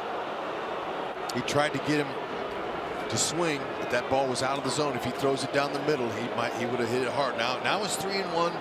Chesler's got to look to drive. Be looking for a walk. Got to be yours though.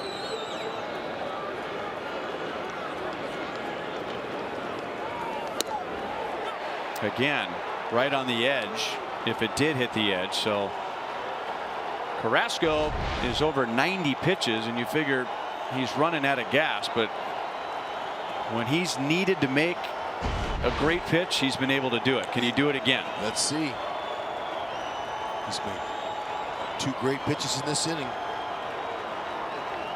The runners go, and Cuthbert lines it to left field, but Brantley is there. So the Royals had him loaded with 1 out, and Carrasco gets out of it. It's still 3-2 Cleveland.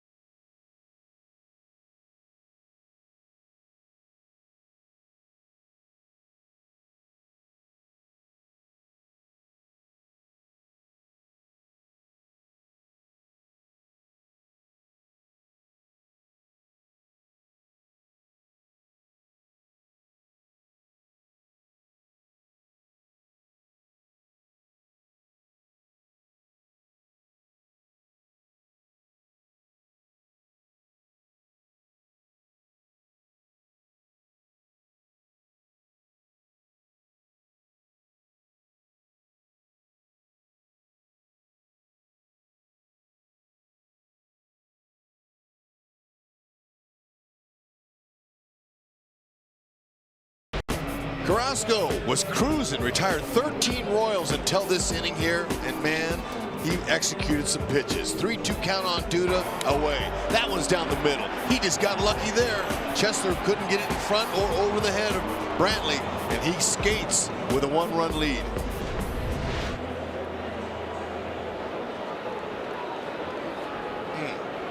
Great opportunity for the Royals to tie it up at least.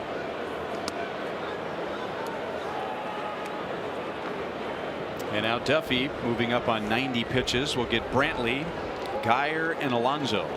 And the Royals are active in their bullpen. 2-0 on Brantley. His base hit is the difference right now. Brad Keller warming up in the Royals bullpen. So Ned Yost is thinking about putting the young guy in a high leverage situation. Brantley got jammed with the bases loaded and nobody out in the first inning and blooped it into right. He drove in one run, and then Duffy after that went on to retire 12 of 13. Mixed in was a rather animated conversation between Danny and Ned Yost on the mound in the middle of that inning.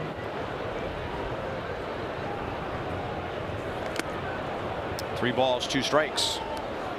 Well, it worked because he's working it, and it's nice to see Duffy with a nice, cool, good delivery, good tempo right now. He's very comfortable. Didn't look comfortable in the first, and that's the inning where you try to take advantage of a pitcher.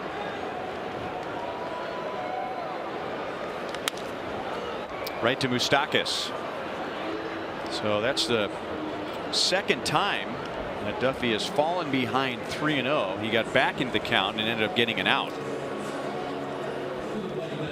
Parents, sign your kids up for Slugger's Blue Crew to get your little ones geared up for baseball this season. Membership includes a Blue Crew jersey, flat bill, snapback cap, drawstring bag, 2 compression sleeves, and 2 home game tickets vouchers, and much more. Membership is just $30. Sign up now at royals.com/Blue Crew. Get the kids out to the yard in their uniforms.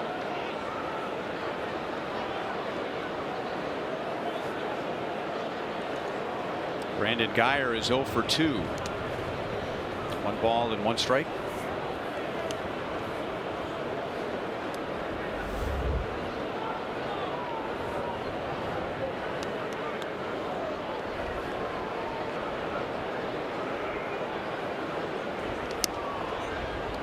Two balls, 1 strike. Duffy has hit 95 pitches.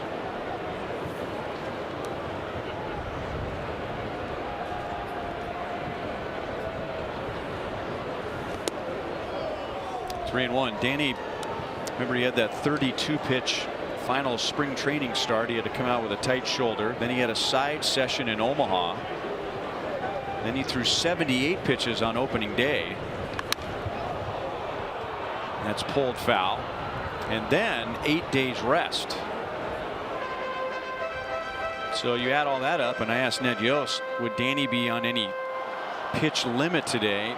And Ned said no, but he'd be keeping a very close eye on him. It's good to see him approaching 100 pitches and still strong. Yeah, this is what Cal Eldred wanted. Geyer goes the other way, and Soler had to block it so it wouldn't skip by him, and now it rolls away, and Geyer's going to end up at second base with 1 out.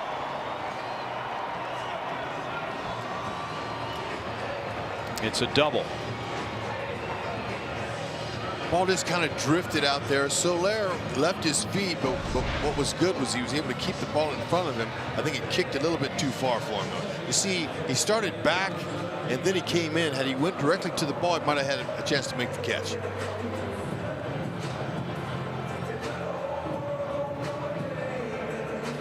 Wasn't the best route to the ball, but good effort.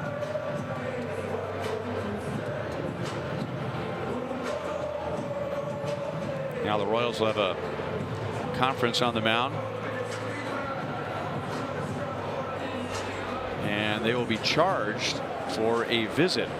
Even though it was in between batters, in between plays, the home plate umpire, if he feels like it delays the rhythm of the game, he can charge the team with a trip to the mound. So the Royals have used 3 of their 6. Alonso, shallow right center, and the overshift helps here as Merrifield was already out in shallow right field. So Alonso is 0 for 3. And now Ned Yost pops out of the Royals dugout with Yan Gomes coming up.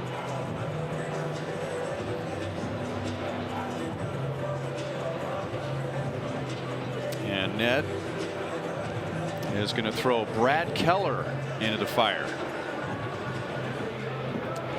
Great job of rebounding by Danny Duffy. Oh, this makes everyone feel better. Ned did a great job of talking to him in the first inning. Proud of him with the slaps on the chest.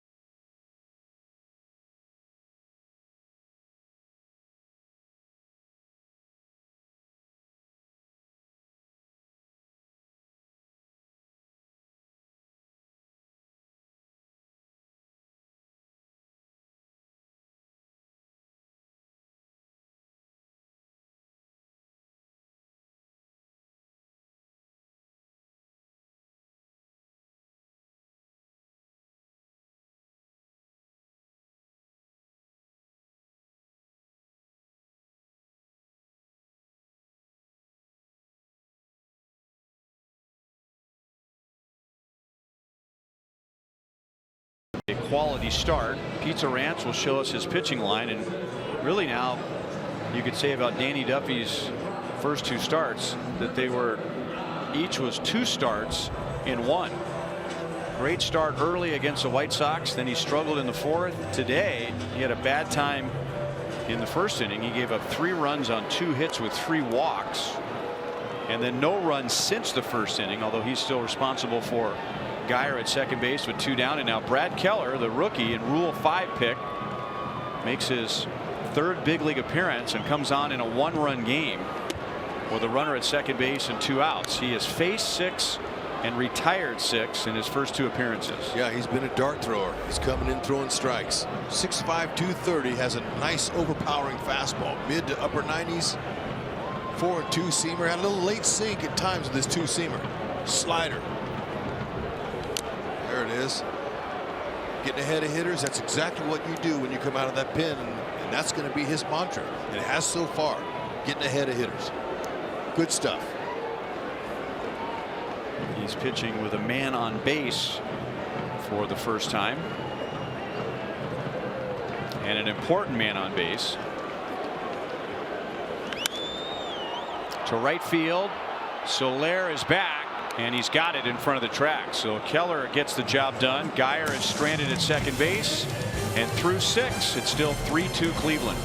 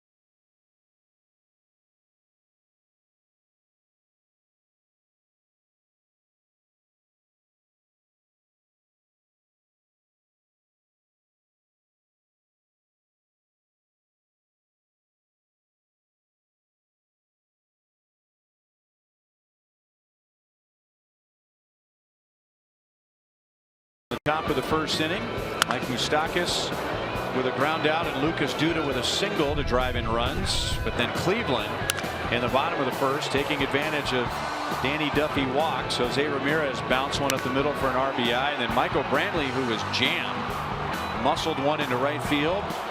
That scored 2, and nobody has scored since. And now both starters are out of the game. There's Keller in relief of Duffy to his left. Duffy gives up 3 runs in 5 2/3 innings. And now Nick Goody is a Chevy call to the bullpen for Carlos Carrasco. Carrasco gave up 2 runs in 6 innings. Nick Goody's done an excellent job for Francona so far in 3 2/3 innings. He's getting a call here. He's got a fastball slider, low 90s. Slider, outer half there. Don't want to make a mistake to Soler. Soler wanting to check in. Hasn't gotten a hit all year. Needs a batting average.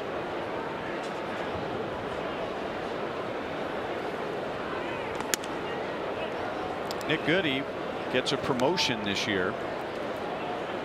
Brian Shaw, for many years here in Cleveland, was the 7th inning man many times for Terry Francona. He signed as a free agent with the Rockies. The Rockies spent a lot of money on their bullpen. So now Nick Goody will get a chance to pitch closer to the 9th. And you were talking about his numbers in 3 appearances this year. Last year he pitched in 56 games. His ERA was under 3, and he struck out 72 batters in 54 innings. So he was ready for a promotion. And now Soler is caught looking. He is 0 for 3. Here's our Missouri Lottery replay. All sliders. No, that was the best one to hit there. It stayed up.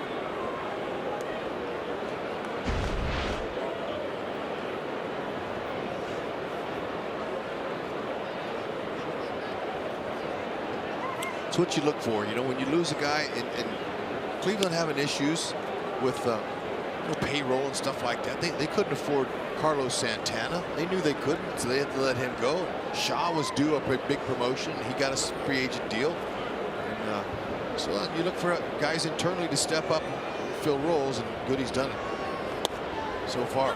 But with not overpowering stuff, just command. That's what the pitching game's all about.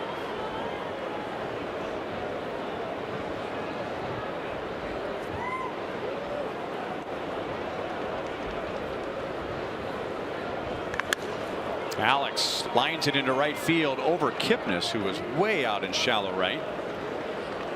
Alex is 1 for 3 today. Nice. Hit it over the shift. Fastball. Tries to stay in, but it drifts out over.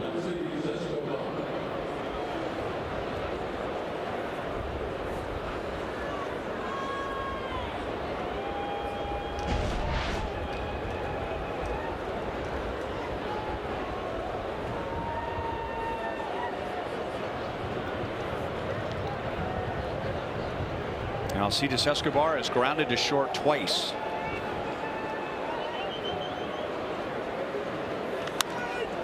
Brian Shaw actually got a 3-year deal to go to Colorado. Wade Davis got a 3-year deal to go to Colorado. I read where there are 7 major league teams who are spending more money on their bullpen than they are on their starting rotation, and that number is probably going to climb. The Royals' fingerprints are all over that with all the success they had with their bullpen to get into and go deep into the playoffs.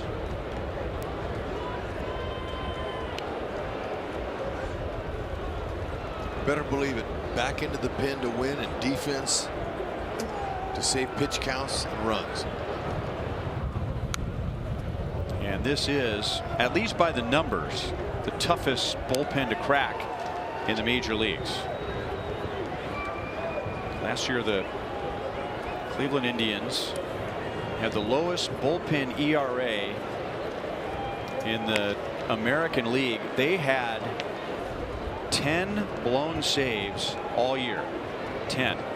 Now, I'm not talking about 10 blown saves in the 9th inning. I'm talking about 10 blown saves, period, where they lost any lead late in the game. 10. Far and away the fewest in the major leagues.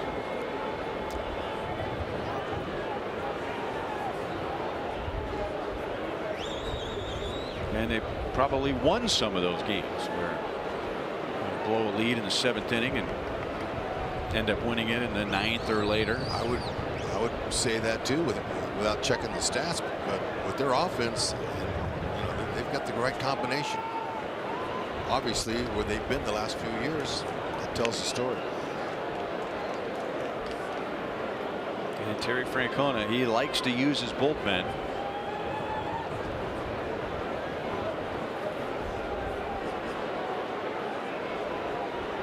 And when I say he likes to use his bullpen, he likes to use everybody in his bullpen. Escobar pulls it foul. Too bad. Esky just a little bit out front of that slider. But Nick Goody, he's throwing all sliders, maybe just a few fastballs. Kind of like Brian Shaw. Exactly. Except Shaw had 96. Shaw had some 95 and 96 with some pretty good life to it. Goody would like to have his fastball.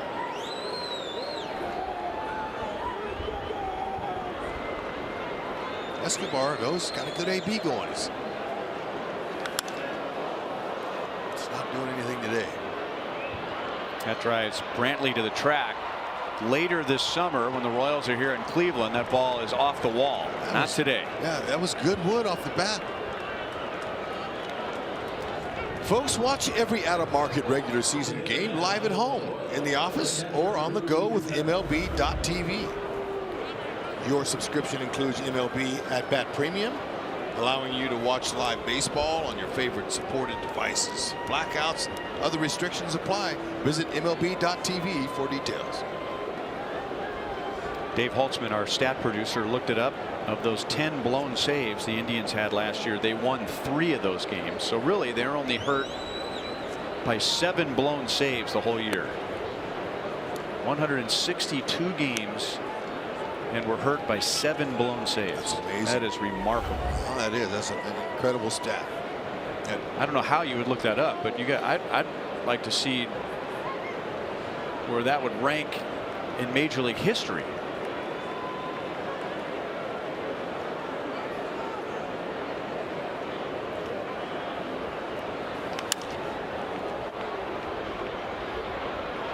Geyer with Davis. Davis has priority. He makes the call and the catch. So Goody gets the job done in the top of the 7th inning.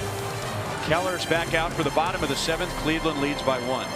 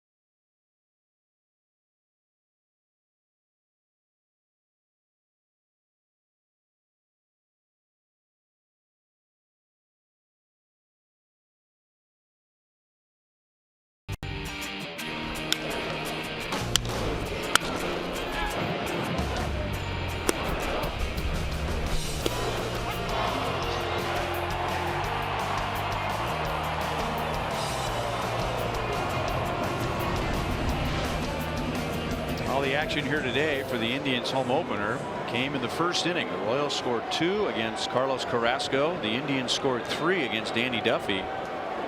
And that's all. Brad Keller came on with 2 outs and a runner at second base in the 6th, and he got Yan Gomes to fly out to right, and now he stays on for the 7th. And we'll get the 9, 1 and 2 hitters. It is 2-0 on Davis. Rajai Davis is grounded out to short and flied out to right. Didn't get the call on a pitch that appeared to be inside the grid. Yeah, I mean, the first pitch he threw was a strike. Fastball with movement, 3-1.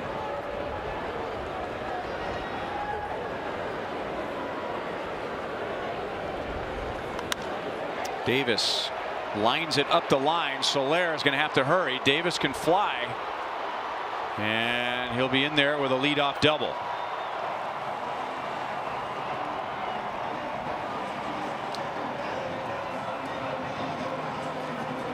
Throw a veteran too many fastballs. He knows what's coming. He knows what to do. Just shorten up his swing and just going to try to put the ball in play.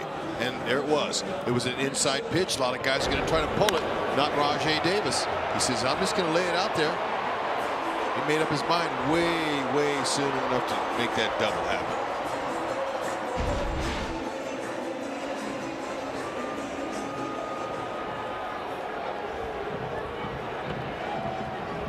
And that brings up Francisco Lindor. The Royals are expecting, or at least prepared for, a bunt.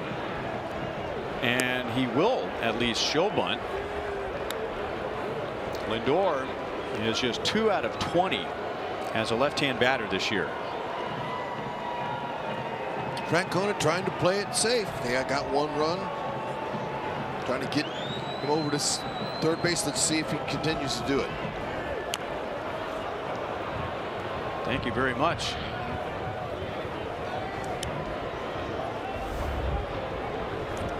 Moose is staying home. Cuthbert, the first baseman, is crashing. He's going to try to make the play and see if they can get Davis at third.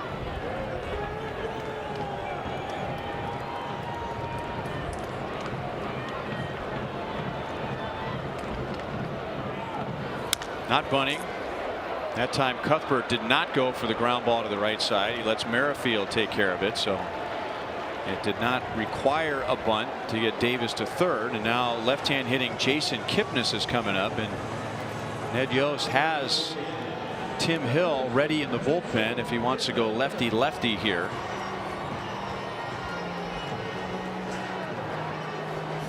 Ned's saying he wants him to make the play at home. Anything on the ground, play in.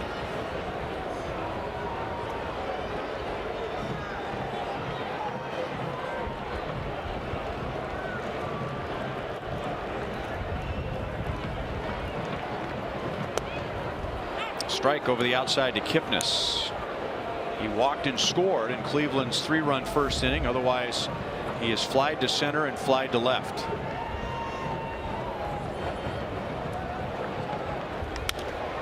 Line to Moustakas, who wasn't able to catch it, but has time to recover and get Kipnis. Leather is hard in the cold, so this is going to happen. Moose right in the right spot there. See his hand in his pocket, and that's not the hand he's going to catch the ball with. Now he's going to get ready to go. Laser liner catches off the pocket. He's already thinking about maybe possibly doubling up Davis, but just getting it out there is huge. Gives him 2 now. Okay, now the Royals will intentionally walk Jose Ramirez. Now Ramirez is an excellent hitter.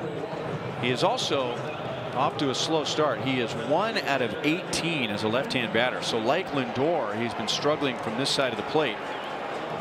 And how many times this year, Hud, will a team walk somebody to get to Edwin Encarnacion? Not very often. But you have a little bit of the element of surprise here with Encarnacion having never faced Brad Keller. Yep, and Keller working so quickly that Encarnacion saying, hey, look, hold on. He's like less than 10 seconds between pitches. He gets it and goes with it. Hopefully he can get the job done, get out of his own mess. Ramirez runs, and the Royals will allow him to do so. Nobody went over to cover.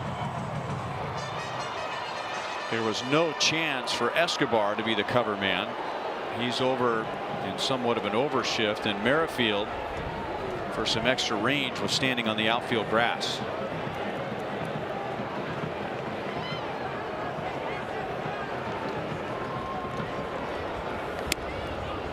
Outside, 2 balls and no strikes. See that wind blowing like that, man? That is so difficult for a hitter. It gets in your eyes, that wind, it dries him out, blinking. Let's see if he can pop him up. 2-1. On one hand, Encarnacion is just 4 for 22 this year. On the other hand, 3 of those 4 hits are home runs.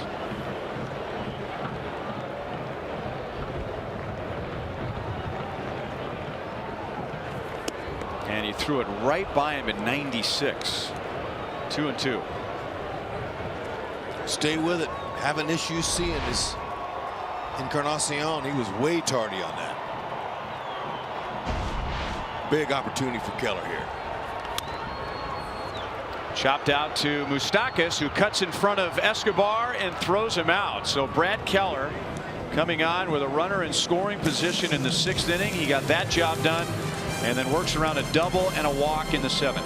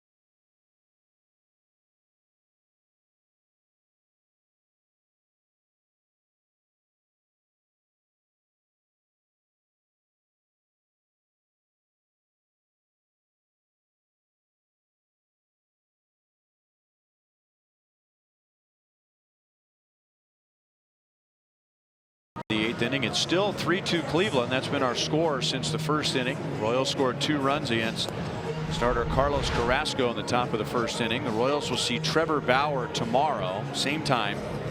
And then earlier in the afternoon on Sunday, Mike Clevenger will go up against Jason Hamill. We'll see Ian Kennedy tomorrow.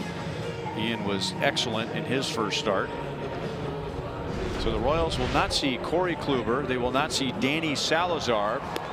In our University of Kansas Health System injury report update, Salazar is on the disabled list. He's still back in Arizona dealing with right rotator cuff tendonitis.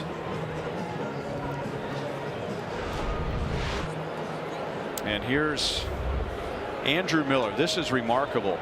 Andrew Miller, 2 seasons ago, after being traded from the Yankees to the Indians, he allowed a run in his Indians debut against a team in the Central Division. It was in late August. He allowed a run in his debut to a team in the Central Division in August of 2016. He has not allowed a run to anyone in the Central Division since. That's 46 innings. Well, he's incredible with that 6'7", 220 frame of his. Long arms and long legs. A lot of deception to the delivery. 94 to 97 with his heater, cutter, curve, change. He's got it all.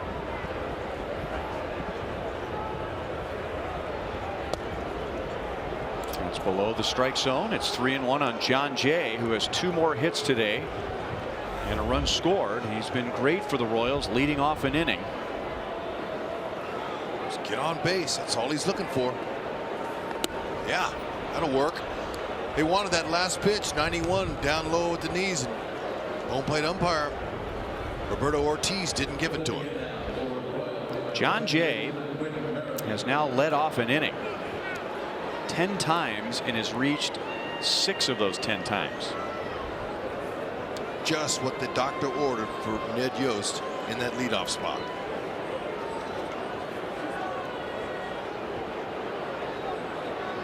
I'd be shocked if Whitley bunts here, even though he's checking Ramirez at third base.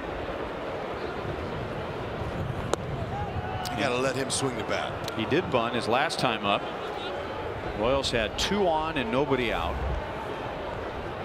Whit was facing Carlos Carrasco, and he was already 1 for 2 with a double against Carrasco, and he laid down a bunt to put runners at second and third and 1 out.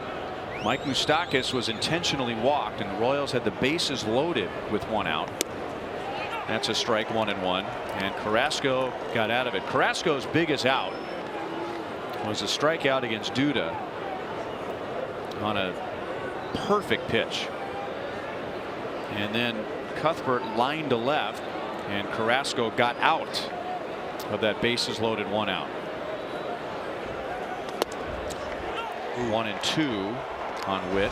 Whitley didn't like that one there. 93. Watch this placement here. This is 3-2 count, and you know, Duda thought it was low in a way and off the plate. The strike zone grid said that it was a strike. 2-2 on Whit. If you're a right-handed batter facing Miller, your best chances are to try to keep your hands inside the ball, just like Whitley does. Use the opposite field. He wants you to swing over the top of his slider. That's his main out pitch. He's going to back leg you with that to the right leg, so stay inside of it. Base hit left field, and that's Whit's first career hit against Andrew Miller. And the Royals, for the second time in the last 3 innings, have 2 on with nobody out. 2-hit Whit. There you go. It called for the fastball. That's the breaker. He hit it. 83. He was able to catch it just right. Just picked up his foot, set it down. Great stroke.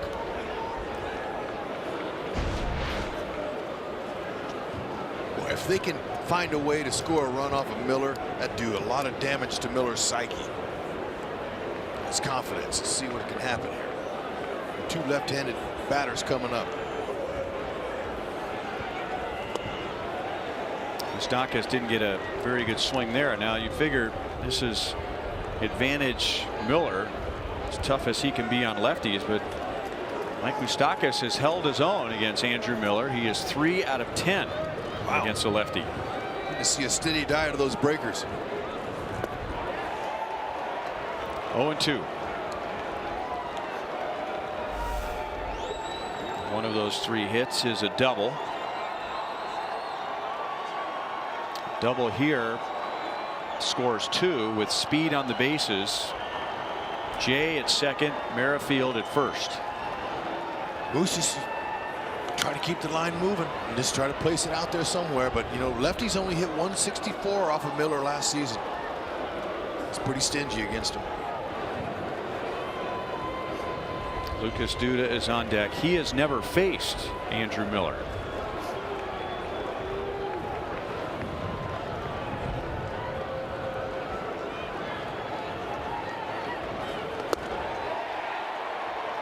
That pitch stayed up.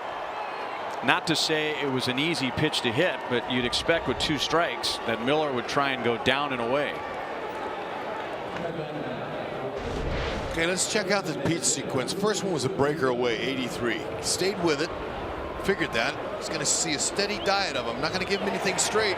All sliders.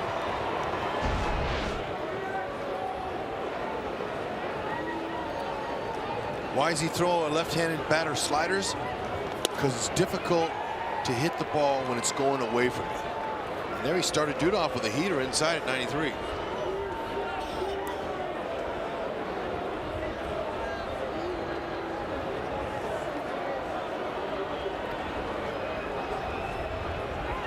Wind is really picked up, and you can see Miller's pants flapping in the wind. So he backed off. Called strike, and it's 0-2. Man, Duda's saying right now, really, if you're going to give him those pitches out of the grid and down like that, I'm in trouble. So you just want to shorten up your swing right here. He's not going to try to overswing. If you do, you're in trouble, especially 0-2.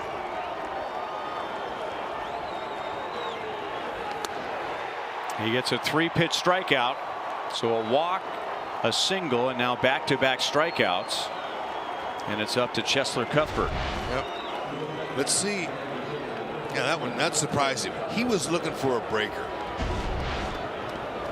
That's just a nice job of trying to figure out what the hitter wasn't looking for by Yan Gomes, the catcher. Chesler is 0 for 3. He lined to left in the 6th inning. And that almost got him. Chesler going to try and pick up Duda for a second straight at bat. Duda struck out with the bases loaded and 1 out in the 6th inning. Then Chesler came up and hit a line drive to left, but right at Brantley. And now bats with 2 on and 2 out. Outside 2-0.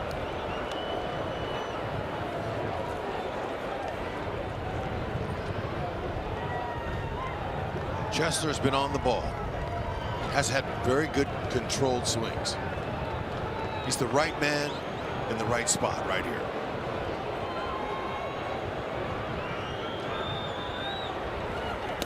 Almost got him on the foot. Something tells me Miller would rather face Soler than Cuthbert. Right? So with that being said, does Chesler have the green light right here? I'm going to give it to him. 3-0. This Why might not? be the best pitch he or Soler will see right here. Swing it if you like it. It looked like he was taken.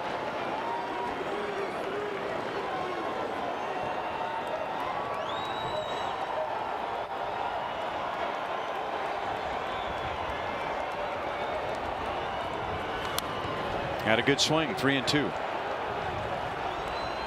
See, when lots of times Miller will get you looking up in the zone with that high fastball, then he'll try to break that slider down at your feet, try to take advantage of a aggressive hitter. Let's see. 34,720 here today for the Indians home opener. Runners go, and Cuthbert takes a strike. And again, the Royals are not happy. But according to that strike zone, it may have got the corner down and away.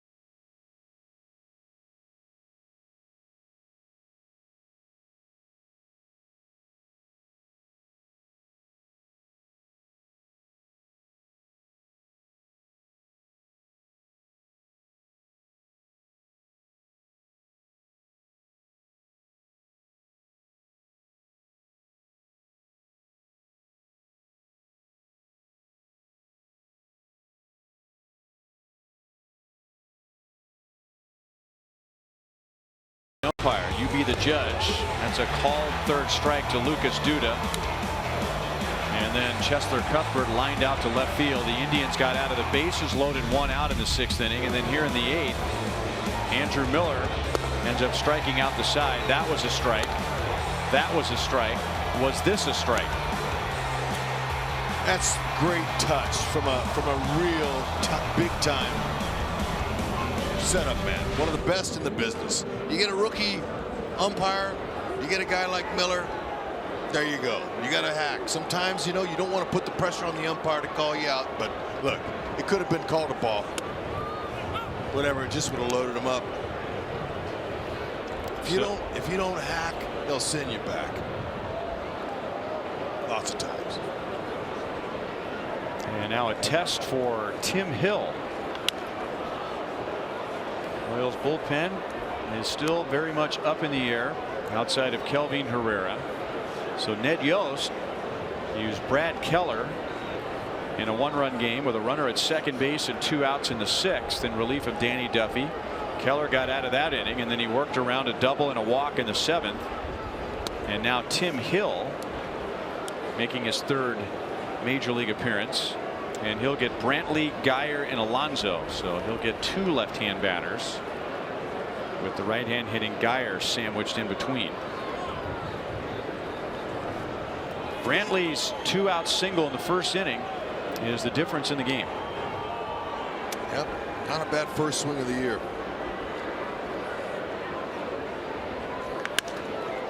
Grounded right to Merrifield. 1 away. Remember, if you can't catch a game on TV, you can stream games live on your mobile device. Download the Fox Sports Go app, log in, and stream the Royals. It's presented by T-Mobile.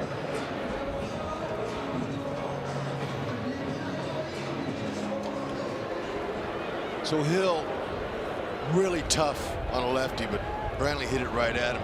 That side winding action, he's low 90s, low to, he might do some 93.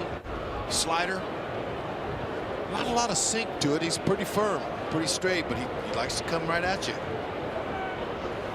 Throw strikes. Ouch. That hurt.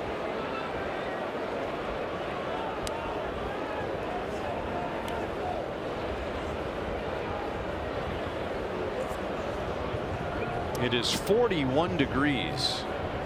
But with that wind coming off of Lake Erie at that velocity, I would imagine that if you and I went down there and told the guys on the field it's 41 degrees, they'd roll their eyes at us. It feels a lot colder than that.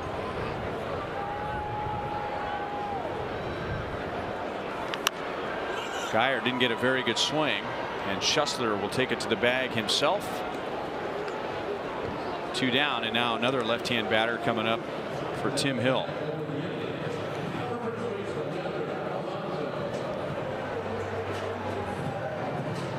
Now, if the Royals offense can't come back in this one, positive that Ned Yost will take was the young arms coming out of that bullpen. Doing a nice job. Duffy finishing strong. Keller, now Hill. Coming right at these American League champions. Excuse me, the West. Or Central, excuse me. So that's one of those positive things. Yeah, but still, they're not done. Maybe they can come back on Cody Allen.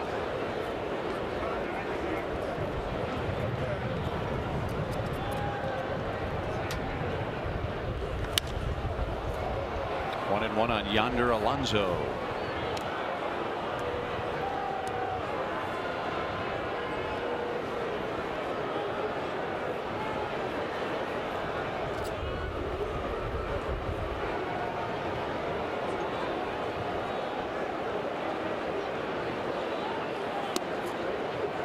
Two balls and 1 strike. Just about anybody still here could be our Pepsi fan of the game. But we'll give it to that guy. Nice plaid blanket.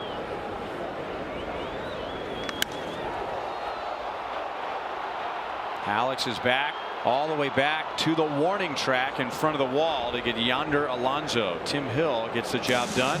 Jorge Soler will lead off the 9th inning. The Royals are down 3-2.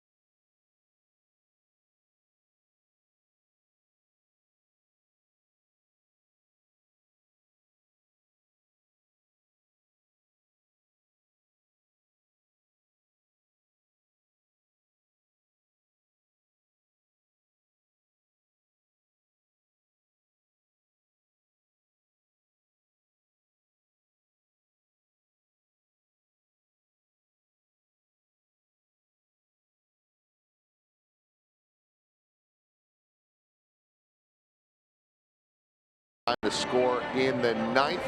After the game, Boulevard Royals Live. Looked like a disastrous start for Danny Duffy, but he steadied. Jeff Montgomery will break that down coming up. Plus, the Royals bats to this point quiet again after the 1st inning. Can they get something done here late? That reaction from Ned Yost and much more coming up on Boulevard Royals Live. Ryan? Okay, thank you, Joel. Yeah, the 1st inning has not been a problem at all for the Royals. So 2 runs, 3 hits in the 1st inning, no runs, 4 hits since, and now Cody Allen.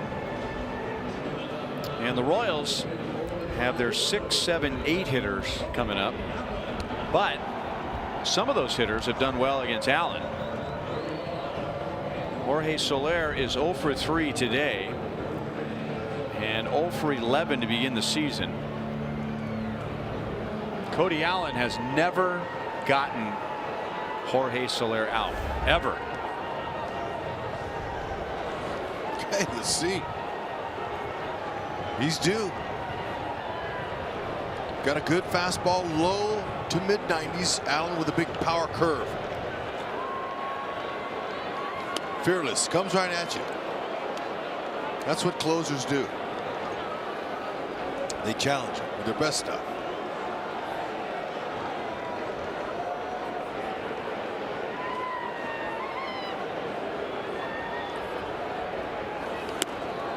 Two and 0.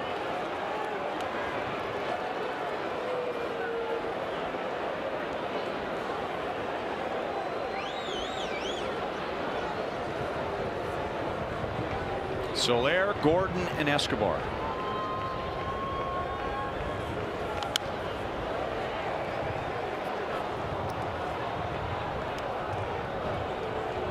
The Royals scored 2 in the 1st inning. They did not have a single base runner in innings 2 through 5. In the 6th inning, they had the bases loaded with 1 out. Carrasco got out of that, and they had 2 on, nobody out in the 8th, and Miller got out of that. And now it's 3-1 on Soler.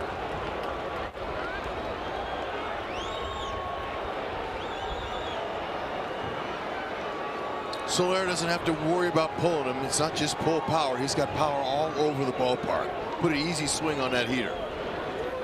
Or take your base. Beautiful. Still never gotten him out. That's right.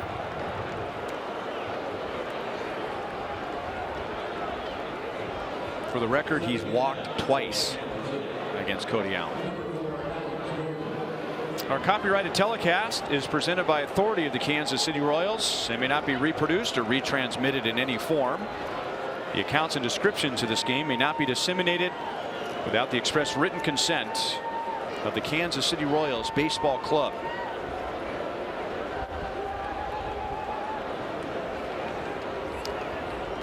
Now, Alex Gordon has a much longer history with Cody Allen, and he gets a breaking ball for strike one.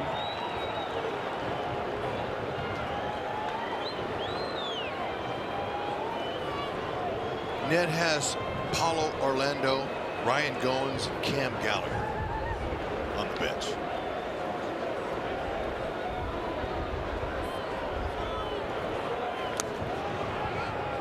Able to check his swing. 1 ball, 1 strike. So 10 at-bats, 4 hits, 3 extra base hits, including 2 home runs for Alex Gordon against Cody Allen. How about that? And Escobar on deck has respectable numbers against the Indians closer. Okay. Just keep the line moving.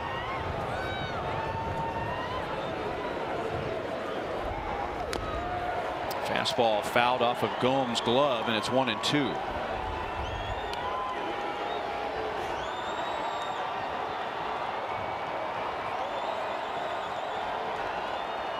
There's Escobar. He is 0 for 3. One of his outs was a line out to the warning track in the 7th inning.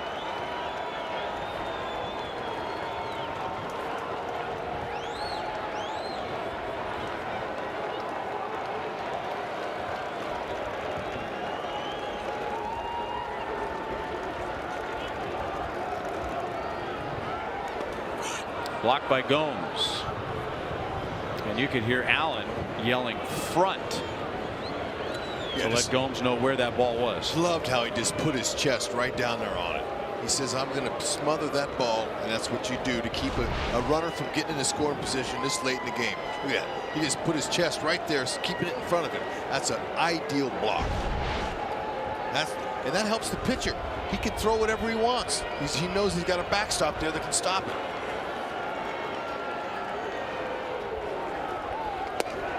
Late swing on a fastball. Allen strikes out Alex Gordon, and that's 1 out in the 9th.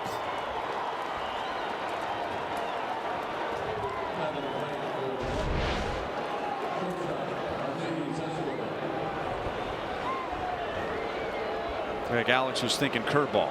Yeah, I think so, because he beat him pretty good on that one.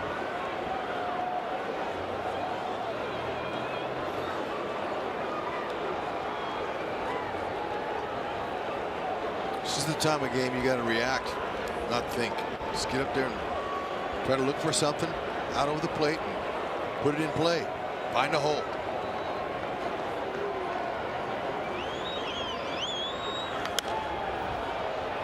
Fouled away.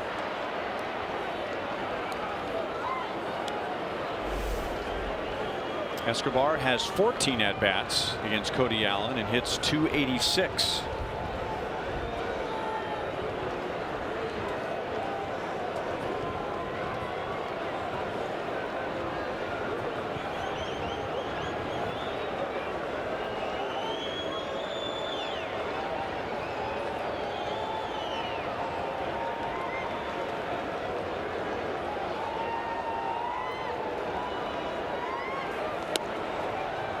A little bit outside. 1 ball, 1 strike. Last year, Cody Allen became the Indians' all-time strikeout leader for a reliever. Think about all the great relief pitchers they've had over the years. They've had some incredible runs since realignment and moving into the Central Division. But Cody Allen has the most strikeouts, and that pitch landed 10 feet in front of home plate. At least.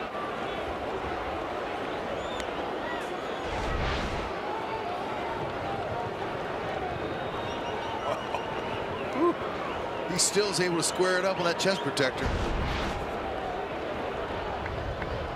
That's twice the tying run could have gotten to second base. But that guy right there will tell you how valuable a good catcher is.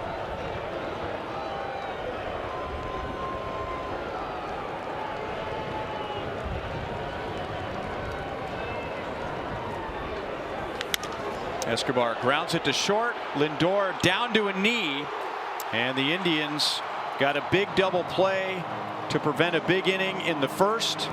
And now they end the game with another double play in the ninth.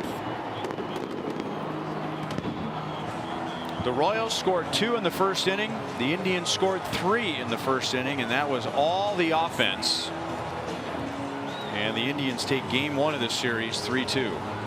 It's a tough one, man. The Royals really close. Just one pitch here or one pitch there, and they would have had this tied or even gone ahead. Too bad. We'll be right back.